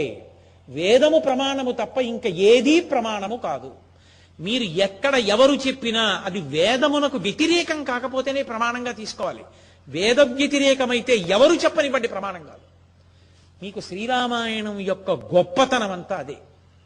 రామచంద్రమూర్తి ఎప్పుడు మాట్లాడినా ప్రమాణమైంది. ఎందుకు ప్రమాణమైంది? రాముడు తన సొంతంగా ఏది మాట్లాడ్డం. రాముడు ఏది మాట్లాడినా శాస్త్రం. శ్రీరామరాజ్యం అంటే ఏమిటో తెలుసా? శ్రీరామరాజ్యం అంటే రాముడు కొత్త పరిపాలనా విధానాన్ని ప్రవేశపెట్టాడు, 1/6 వంతు పనులు పుచ్చుకున్నాడు, రహదారికి ఇరువైపులా చెట్లు నాటించాడు, చెరువులు తవ్వించాడు. అది కాదు శ్రీరామరాజ్యం అంటే. శ్రీరామరాజ్యం అంటే యథాశాస్త్రం. శాస్త్రం ఎలా రాజు పరిపాలించాలని చెప్పిందో అలాగే రాముడు పరిపాలించాడు. అందుకు శ్రీరామరాజ్యం. ఆయనలా ఎవరైనా పరిపాలించాడు అంటే దాని అర్థం ఏమిటంటే శాస్త్రాన్ని తప్పకుండా పరిపాలించాడు అని అర్థం. తప్ప శ్రీరామరాజ్యం అంటే రాముడి పరిపాలనకు కొత్త విశేషం ఉంటుంది, అలా చూపించాలి అని కాదు. శాస్త్రం ఎలా ఉందో రాముడు అలా ఉన్నాడు అని అర్థం, అంతే. కాబట్టి తస్మాత్ శాస్త్రం ప్రమాణంతే కార్యాకార్య వ్యవస్థితౌ అంటాడు గీతాచార్యుడు. నువ్వు ఈ పని చెయ్యనా, ఈ పని చెయ్యద్దా అన్నప్పుడు ఏది ప్రమాణము? ఎవరు చెప్పినా ప్రమాణము కాదు. వేదం చెప్పిందా అదొక్కటే నీకు పూచి. వేదం చెప్పింది తస్మాత్ శాస్త్రం ప్రమాణంతే. వేదం చెప్పింది నువ్వు చెయ్యొచ్చు, వేదం చెప్పలేదు నువ్వు చేయకూడదంతే. వేదం చెప్పింది చేశావు, ఒక్కటే గుర్తుపెట్టుకో, పరమేశ్వరుడికి దగ్గరగా జరుగుతున్నావు. వేదం చెప్పనిది చేశావు, పరమేశ్వరుడికి దూరంగా జరుగుతున్నావు. ఇద్దరూ చేస్తున్నారు పనులు, ఇద్దరిది కర్మే. వేదం చెప్పినట్టు చెయ్యడం భక్తితో బతకడం, వేదం చెప్పనట్టు చెయ్యడం అసలు వేద ప్రమాణమునందు ప్రమాణ బుద్ధి లేకుండా బతకడం. కాబట్టి వాడు ఈశ్వరుడికి దూరంగా జరుగుతాడు. అందుకే శంకర భగవత్పాదులు అవతార పరిసమాప్తి చేస్తూ వేదో నిత్యమధీయతాం తదుదితం కర్మ స్వనుష్ఠీయతాం అంటారు. వేదమును ప్రమాణముగా తీసుకో, వేదం ఎలా చెప్పిందో అలా చేయి, ప్రతిరోజు వేదం చదువుకో, దాని వలన నువ్వు పరమేశ్వరుడికి దగ్గరవుతావు. ఎవరి చిత్తం వచ్చింది వాళ్ళు చెప్తారు. లోకంలో చూడండి, ఎప్పుడూ కూడా అందున కలియుగంలో ఏమిటంటే అసలు మార్గం చెప్పేవాళ్ళకన్నా తప్పు మార్గం చెప్పేవాళ్ళు చాలా మంది ఉంటారు. కాబట్టి నువ్వు ఆకర్షింపబడితే నీది తప్పు. శాస్త్రాన్ని నువ్వు తెలుసుకోవాలి. నువ్వు తెలుసుకుని జాగ్రత్తగా వైదికమైన మార్గమునందు ప్రయాణించాలి. రమణ భగవానునకు ఏ కారణము చేత అటువంటి జ్ఞానము కలిగినది? ఒక్కటే సమాధానము. అటువంటి సమాధానము మీకు దొరకాలి అంటే మీరు ఆయన స్థాయి పురుషుల యొక్క జీవితాల్ని విచారణ చెయ్యాలంతే. ఆయన స్థాయి పురుషుల్ని పేర్లు మారుతాయి. మీరు పేర్లు తీసేసి ఎవరిని పరిశీలనం చెయ్యండి, ఒక్కటే. ఓ బంగారు గిన్నెలో కాస్త పాయసం పోసా, ఓ వెండి గిన్నెలో కాస్త పాయసం పోసా, ఓ అరిటాకు మీద కాస్త పాయసం పోసా. ఆ 3 పాయసాలు ఓ గిన్నెలోవి. మీరు అరిటాకు మీద పాయసం తిన్నా ఓలాగే ఉంటుంది, వెండి గిన్నెలో తిన్నా ఓలాగే ఉంటుంది, బంగారు గిన్నెలో తిన్నా ఓలాగే ఉంటుంది. పాయసం ఒకటైనప్పుడు పాత్రతో సంబంధం ఎక్కడుంది? భగవాన్ రమణులు జ్ఞాని కాగలిగారంటే ఆయన జీవితం అంతే. రామకృష్ణ పరమహంస అయినా అంతే, చంద్రశేఖరేంద్ర భారతి అయినా అంతే, లేకపోతే సాయిబాబా గారైనా అంతే, ఎవరైనా అంతే. ఆ మార్గమునందు వేరొకటి ఉండదు. అలా ఉండే అవకాశం లేనే లేదు. అసలు దానికి ఇంకొక మార్గం లేదు. నాణ్యపంధాయనాయ విద్యతే. ఇంకొక మార్గం ఉందని నువ్వు అనుకుంటున్నావేమో, లేదు. మీరే చెప్తున్నారు మంత్రపుష్పంలో ప్రతిరోజు. చేత్తో పువ్వు పట్టుకుని లేచి మనం ఒప్పుకుంటున్నాం. ఇంకొక మార్గము లేదు. వేదమును ప్రమాణముగా తీసుకుని ప్రయాణము చేయుట ఒక్కటే మార్గము. లేని నాడు దూరంగా వెళ్ళిపోతున్నాం. కాబట్టి అలా ఆయన చేశారు. గత జన్మలలో కొన్ని కోట్ల జన్మలలో చేశారు. ఈ జన్మలో పండింది ఆయన అదృష్టం. అందుకే అలా కూర్చుంటే ఎంత బాధకైనా సరే తట్టుకోగలిగినటువంటి స్థితి ఆయనకి ప్రారంభమునందు వచ్చేసింది. అది ఈశ్వరుడితో ముడి తర్వాత పడిపోయింది. అందుకని ఆయన పాతాళలింగం దగ్గరికి వెళ్ళి కూర్చున్నారు. విషక్రిములు వచ్చాయి, కొరికేశాయి, మాంసపు ముద్దలు వేలాడిపోయాయి, ఎముకల దగ్గరికి పురుగులన్నీ చేరిపోయాయి, కొరికి తినేస్తున్నాయి, నెత్తురు కారిపోయి కింద అట్ట కట్టేసింది. ఆయన ఇలా కూర్చుని ఆనందమునందున్నారు. ఇది భౌతికమైనటువంటి వాదనకి అందేటటువంటి విషయమా అని అన్నారనుకోండి. భౌతికమైనటువంటి విషయంగా పరిశీలనం చేస్తే అనాలంటే అలా కూర్చున్నాడంటే వాడు పిచ్చోడండి అనాలి. లోకంలో అర్థం కాని వాళ్ళందరూ ఇవాళ కాదు, ఎప్పటి నుంచో అదే పేరు పెట్టారు. అందుకే మహాపురుషులు ఏడిచారు. రామకృష్ణ పరమహంసకి పట్టిందన్న పిచ్చి నాకు ఎప్పుడు పడుతుందో అని ఏడిచారు. అందరూ లోకంలో నిద్రలేస్తూ ఇవాళ ఆ పని చేస్తా ఈ పని చేస్తా అని సంతోషిస్తారు. రామకృష్ణ పరమహంస నిద్రలేస్తూనే నేల మీద పడి తల కొట్టుకుని ఏడిచేవారు. మేనలుడు వచ్చి అడిగాడు, ఎందుకు అలా ఏడుస్తావు మామయ్య అని అడిగాడు. ఒరే, నా జీవితంలో ఇంకో రోజు అయిపోయింది, నాకు అంబ దర్శనం అవ్వలేదురా అనేవారు. అది వాళ్ళ వెంపర్లాట. ఇంకో రూపాయి తేవాలి నా బోటిగాడి వెంపర్లాట. ఎక్కడి సాపత్యం? ఎన్ని కోట్ల జన్మల సాధన చేస్తే ఈశ్వరుడికి దగ్గరవుతావు. అకస్మాత్తుగా ఇవాళ ఈ జేబులో 10 రూపాయలు పెట్టుకుని మోక్షం అన్నది చెట్టు కింద కొనుక్కునేటటువంటి తేగల కట్ట కాదు. కొన్ని కోట్ల జన్మలు వైదికమైన సాధన చేస్తే ఆ సాధనలో నువ్వు దగ్గరికి నడుస్తావు. అసలంటూ ప్రారంభమైతే నిన్ను ఎంత వేగంగా పరిగెత్తించాలో పరమేశ్వరుడికి తెలుసు. అరుణాచలం దగ్గరికి లాక్కోవాలనుకుంటే మౌల్వీ దగ్గర మొదలెట్టి ఎక్కడి వరకు లాక్కున్నాడు? 5 రూపాయలు ఉన్నాయని అన్నతోనే చెప్పించాడు. అది ఈశ్వరానుగ్రహం అంటే. అందుకే ఒకప్పుడు రమణులు మహాజ్ఞానిగా ఆశ్రమంలో కూర్చుని ఉండగా ఆయనకి చాలా స్నేహితుడు అనిపించుకున్న వ్యక్తి, అతని పేరు రంగన్న. అతను వెళ్ళి అడిగాడు, వెళ్ళిపోయే ముందు కనీసం మధురైలో నాతో కూడా చెప్పలేదేం రమణ అని అడిగాడు. ఆయన అన్నారు, వెళ్ళిపోయే ముందు వెళ్ళిపోతున్నానని నాకొకటి తెలుసా అని అడిగాడు. నడిపించిన వాడు వేడొకడున్నాడు, వాడు లాగుతున్నాడు, లాగబడ్డాను. నాకేం తెలుసు, ఏం చెప్పను అన్నారు. మౌల్వీ చేత చెప్పించారు, ముద్దుకృష్ణ భాగవతుడి చేత చెప్పించారు. ఆ చెవి కమ్మలొక్కటి ఎందుకు మిగలాలి? ఆ అవసరం తీరిపోగానే విసిరి పారేశారు. స్నానానికి అప్పుడే వర్షం ఎక్కడి నుంచి పడాలి? లోపలికి వెళ్ళేటప్పటికి అరుణాచలేశ్వరుడి యొక్క దేవాలయం అంతా ఎందుకు ఖాళీగా ఉండాలి? ఆయన వెళ్ళి అప్పా నేను వచ్చానన్న తర్వాత కొన్ని సంవత్సరాలు ఇంకా లోపలికి వెళ్ళాలా? ఎందుకు వెళ్ళాలా? గుళ్ళోకి వెళ్ళి చూసొద్దాం అని చెప్పి వెంపర్లాట ఎందుకు లేదు? అదే నాబోటిగాడు ఏ వెంకటాచలమో శ్రీశైలమో వెళ్ళాడు అనుకోండి, పొద్దున్న లోపలికి తీసుకెళ్లి దర్శనం చేయించి సాయంకాలం మళ్ళీ లోపలికి తీసుకెళ్తాం, వస్తారా అన్నారు అనుకోండి, అయ్యో తప్పకుండా వస్తానని పరిగెడతాను. అదే రమణులు ఒక్కసారి అప్పా నువ్వు లాగే వచ్చేశాను అన్నారంతే, ఇక వెళ్ళలా గుళ్ళోకి. ఎందుకని? ఆ అరుణాచలేశ్వరుణ్ణి ఇక్కడ చూసుకుంటూ ఉండిపోయారు ఆనంద తరంగాల్లో. అది స్థాయి, అది జ్ఞానం. ఆ శరీరము నుంచి విడిపోయిన వాడికి ఇక శరీర స్పృహ ఎక్కడిది? ఆ స్పృహ లేదు, కురుక్కు తినేసేయి. దాన్ని ఎవరు పట్టుకోగలరు? ఆ స్థాయిలో ఉన్నవాడే పట్టుకోగలడు. అన్యులకు ఎలా సాధ్యం? కాదు. అందుకే కామాక్షి పరదేవత రమణులు వస్తున్నారని శేషాద్రి స్వామిని పంపింది. శేషాద్రి స్వామి గ్రహించారు, లోకం దృష్టిలో ఈయనో పిచ్చాడు ఆయనో పిచ్చాడు, వీళ్ళిద్దరికీ పెద్ద పిచ్చాడు గుళ్ళో ఉన్నాడు అరుణాచలేశ్వరుడు. ఎందుకని? ఆయనకి నామాల్లో ఓ పేరుంది, ఉన్మత్త శేఖరాయ నమః అని. ఉన్మత్తుడు అంటే పిచ్చాడు, శేఖరుడు అంటే పెద్దవాడు. పిచ్చాళ్ళకి పెద్ద పిచ్చాడు, పిచ్చాళ్ళకి పెద్ద పిచ్చాడు గుళ్ళో ఉన్నాడు, ఇద్దరు పిచ్చాళ్ళు గుడి బయట ఉన్నారు. మన దృష్టిలో, వేదాంతం దృష్టిలో పండించగలిగిన వాడు పండిపోయిన వాళ్ళు. ఆ పంట అర్థం కాని మనకి వాళ్ళు పిచ్చివాళ్ళు. చంద్రశేఖర భారతి ఇదే స్థాయిని పొందితే శృంగేరిలో ఇలా ఓం నిధనపతయే నమః అంటే పువ్వేసి ఆయన ధ్యానంలోకి వెళ్ళిపోయి సమాధిలోకి వెళ్ళిపోయి అలాగే ఉండిపోతే చంకల కింద చేతులేసి తీసుకెళ్లి గురునివాసంలో కూర్చోబెట్టి జగద్గురువు స్నానం చేయకుండా ఉండకూడదని బిందితో తీసుకొచ్చి నీళ్లు పోసేవారు. బట్ట లాగేసి బట్ట చుట్టూ పెట్టేసేవారు. ఆయనకి పిచ్చెక్కిపోయిందని ప్రభుత్వం పరిశీలకుండా పంపించి. ఎవరికి అర్థమవుతుంది? చంద్రశేఖర భారతి ఓ మాట అడిగారు, మీ అమ్మకు ఒంట్లో బాగులేకపోతే నా దగ్గర విభూతి పట్టుకెళ్ళి గుర్తుందా అని అడిగారు. అడిగిపోయాడు, ఈయనకి పిచ్చి ఏమిట్రా ఇన్ని గుర్తున్నాయని, నీకు అర్థం కానివన్నీ పిచ్చి విషయాలా అని అడిగారు. ఆయన తెల్లబోయే ఆయనకి పిచ్చి కాదు, ఆయన అద్భుతావస్థలో ఉన్నారు, తురీయావస్థలో అని రిపోర్ట్ ఇచ్చాడు. మహాత్ములందరూ ఆ స్థాయిని పొందిన వారే, వాళ్ళకేం అక్కర్లేదు, చూడగలగాలి కానీ ఇప్పటికీ ఉన్నారు అటువంటి వాళ్ళు, ఇప్పటికీ ఉన్నారు. అలా పండిపోయి తిరుగుతున్న వాళ్ళు ఇప్పటికీ ఉన్నారు. నేను ఎన్నో ఊళ్ళు వెడుతూ ఉంటాను కాబట్టి నాకు తెలుసు, కానీ సభాముఖంగా చెప్పడం నాకు ఇష్టం లేదు కాబట్టి నేను చెప్పట్లేదు. నాకు దగ్గరగా ఉండే నా అంత్యవాసులకి కొంతమందికి ఆ విషయాలు తెలుసు కూడా. కాబట్టి అంతటి మహాపురుషులు ఇప్పటికీ లోకంలో తిరుగుతూనే ఉన్నారు, ఆ స్థాయిని పొందినవారు. గత జన్మలలో చేసుకున్నటువంటి సాధనా బలం, దాని వలన పంట పండింది, దేహ సంబంధమైనటువంటి భావన పోయింది.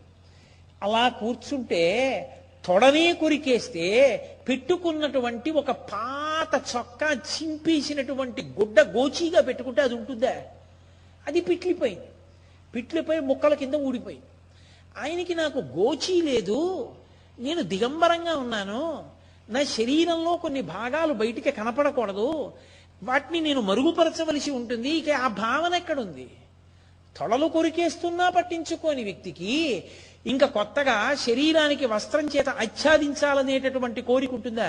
ఆయన అలాగే తిరిగేవారు.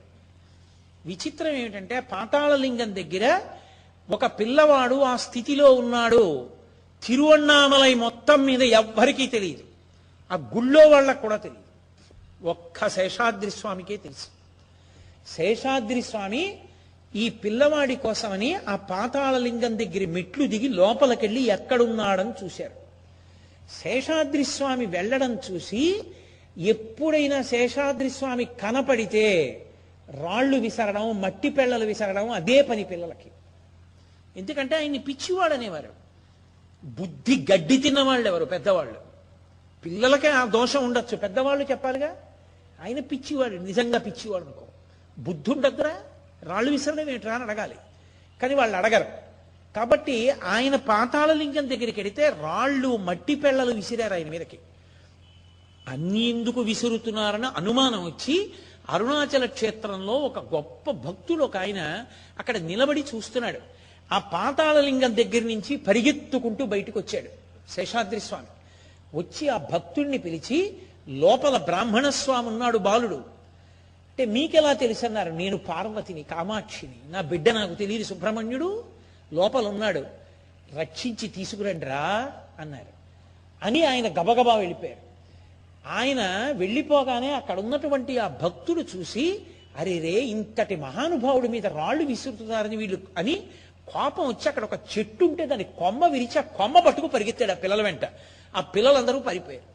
అప్పుడు నలుగురిని పోగేసి పాతాళలింగం దగ్గరికి వెళ్ళి దీపాలు పట్టుకుని వెళ్ళారు. వెళ్ళి చూస్తే ఆ శివలింగం పక్కన కటిక చీకట్లో మిణుకు మిణుకుమంటూ వెలుతురులో కనపడ్డాడు ఈ పిల్లాడు. జుట్టంతా ఇలా పెరిగిపోయింది, గోళ్ళు ఇలా పెరిగిపోయి ఇలా వంకర తిరిగిపోయాయి, ఒంటి మీద బట్ట లేదు, పిలిస్తే పలుకు లేదు. పిల్లవాడి తొడల కింద చెయ్యి వేసి పైకెత్తారు. నెత్తురు అట్టలు కట్టి మాంసం చేతులకు అంటుకుంది. అలాగే ఎత్తి పట్టుకొస్తున్న స్పృహ లేదు. బ్రహ్మానందమునందున్నారు. తీసుకొచ్చి ఆయన్ని ఆ ఇప్ప చెట్ల కింద కూర్చోపెట్టారు. ఆ తర్వాత అనేకమైనటువంటి స్థానాలు మారారు. ఆఖరికి గురుమూర్తం అన్న స్థానానికి తీసుకెళ్లారు. అక్కడ ఎవరో అడుగు కూడా పెట్టేవారు కాదు, నడిచేవారు కాదు, భయం. ఇంతంత చీమలు. ఆయన్ని తీసుకెళ్లి అక్కడ కూర్చోపెట్టి ఎవరు రారు అక్కడికని చెప్పి 4 నీటి పాత్రలు పెట్టి ఒక బల్ల కోళ్లు 4 కోళ్లు నీటి పాత్రల్లో పెట్టి చీమలు ఎక్కకుండా ఆయన్ని కూర్చోబెట్టారు. ఆయన ధ్యానపారవస్యంలో వీపు గోడకి తగిలింది. తగలగానే చీమలన్నీ గోడ మించి వచ్చి ఆయన వీపు కురికేసి, ఆయనకి ఏమీ తెలియదు, అలాగే కూర్చున్నారు. వీపు కొరికేస్తే వీపులోంచి కారినటువంటి నెత్తుటి అట్ట వీపు ముద్రగా పడింది. మామిడి తోపులో కూర్చున్నారు. దొంగలు వచ్చారు, ఎవరు లేరు కదా, ఎత్తుకుపోదాం కాయలు అవినని. ఈయనొక్కరే ఉన్నారు, కూర్చుని ఉన్నారు. ఇదే అలా కూర్చున్నాడు, మనము ఏ చెట్టు ఎక్కగానే పట్టుకుందామని కూర్చున్నాడేమోరా, చూడు వెళ్ళని మెల్లిగా కర్ర పెట్టి కదిపి చూశారు. ఆయన ఏం కదలలేదు. ఒరే నిజమంటావా అబద్ధమంటావా అని అక్కడే చిముడు మొక్క ఒకటి ఉంది, అది ఆ ఆకుని పిండి ఇలా ఒంటి మీద వేసినా సరే భగ్గుమంటుంది. ఆ ఆకులు తీసి పిండి రసం తీసుకొచ్చి వెనక నించుని ఒకడు ఆయన కన్నురెప్పలు పైకెత్తాడు. ఆ రసం ఆయన కళ్ళల్లో పోసేశారు. ఇంకొకడైతే క్షణం నిలబడలేడు, గావు కేకలు పెడతాడు. 2 కళ్ళల్లో ఆకుల రసం పోశారు. ఆయన ఎందుకు కదలిక లేదు. ఆయన అలాగే బ్రహ్మానందం అనుభవిస్తూ ఉండిపోయారు. ఏం చెప్పను రమణతత్వం అంటే, అది బ్రహ్మానందం అంటే. అంత గొప్ప స్థితిలో దేహ సంబంధం నుంచి విడిపోయి మహానుభావుడు తపస్సు చేస్తూ ఉండిపోయారు.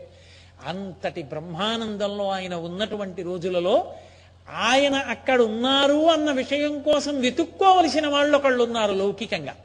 ఆయన ఎంత బ్రహ్మానందంలో ఉన్నారో అంత శోకంలో ఒకళ్ళు ఉన్నారు. ఎవరు? తల్లి అలగమ్మ గారు, ఆయన యొక్క అన్న, ఆ తర్వాత కుటుంబ సభ్యులు, బంధువులు, స్కూల్లో పాఠం చెప్పిన వాళ్ళు. మేస్టార్ ఏమైనా అన్నారా? లేకపోతే ఇంట్లో పిన్ని గారు ఏమైనా అన్నారా? బాబాయ్ గారు ఏమైనా అన్నారా? అన్నయ్య ఏమైనా మందలించాడా?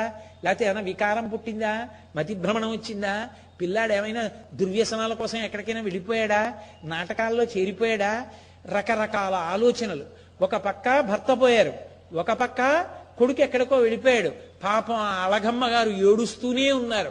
ఇంతమంది ఏడుస్తుంటే ఒక్కడు అన్నిటికీ అతీతంగా ఆనందపడుతున్నాడు. ఆ తర్వాత కథ ఎన్ని మలుపులు తిరిగిందో, రమణ తత్వం మౌనంలోనే ఎంత సందేశం ఇచ్చిందో రేపటి రోజున విందులు గారు. రేపు సాయంకాలం 6:30 మళ్ళీ ప్రారంభం చేస్తాను.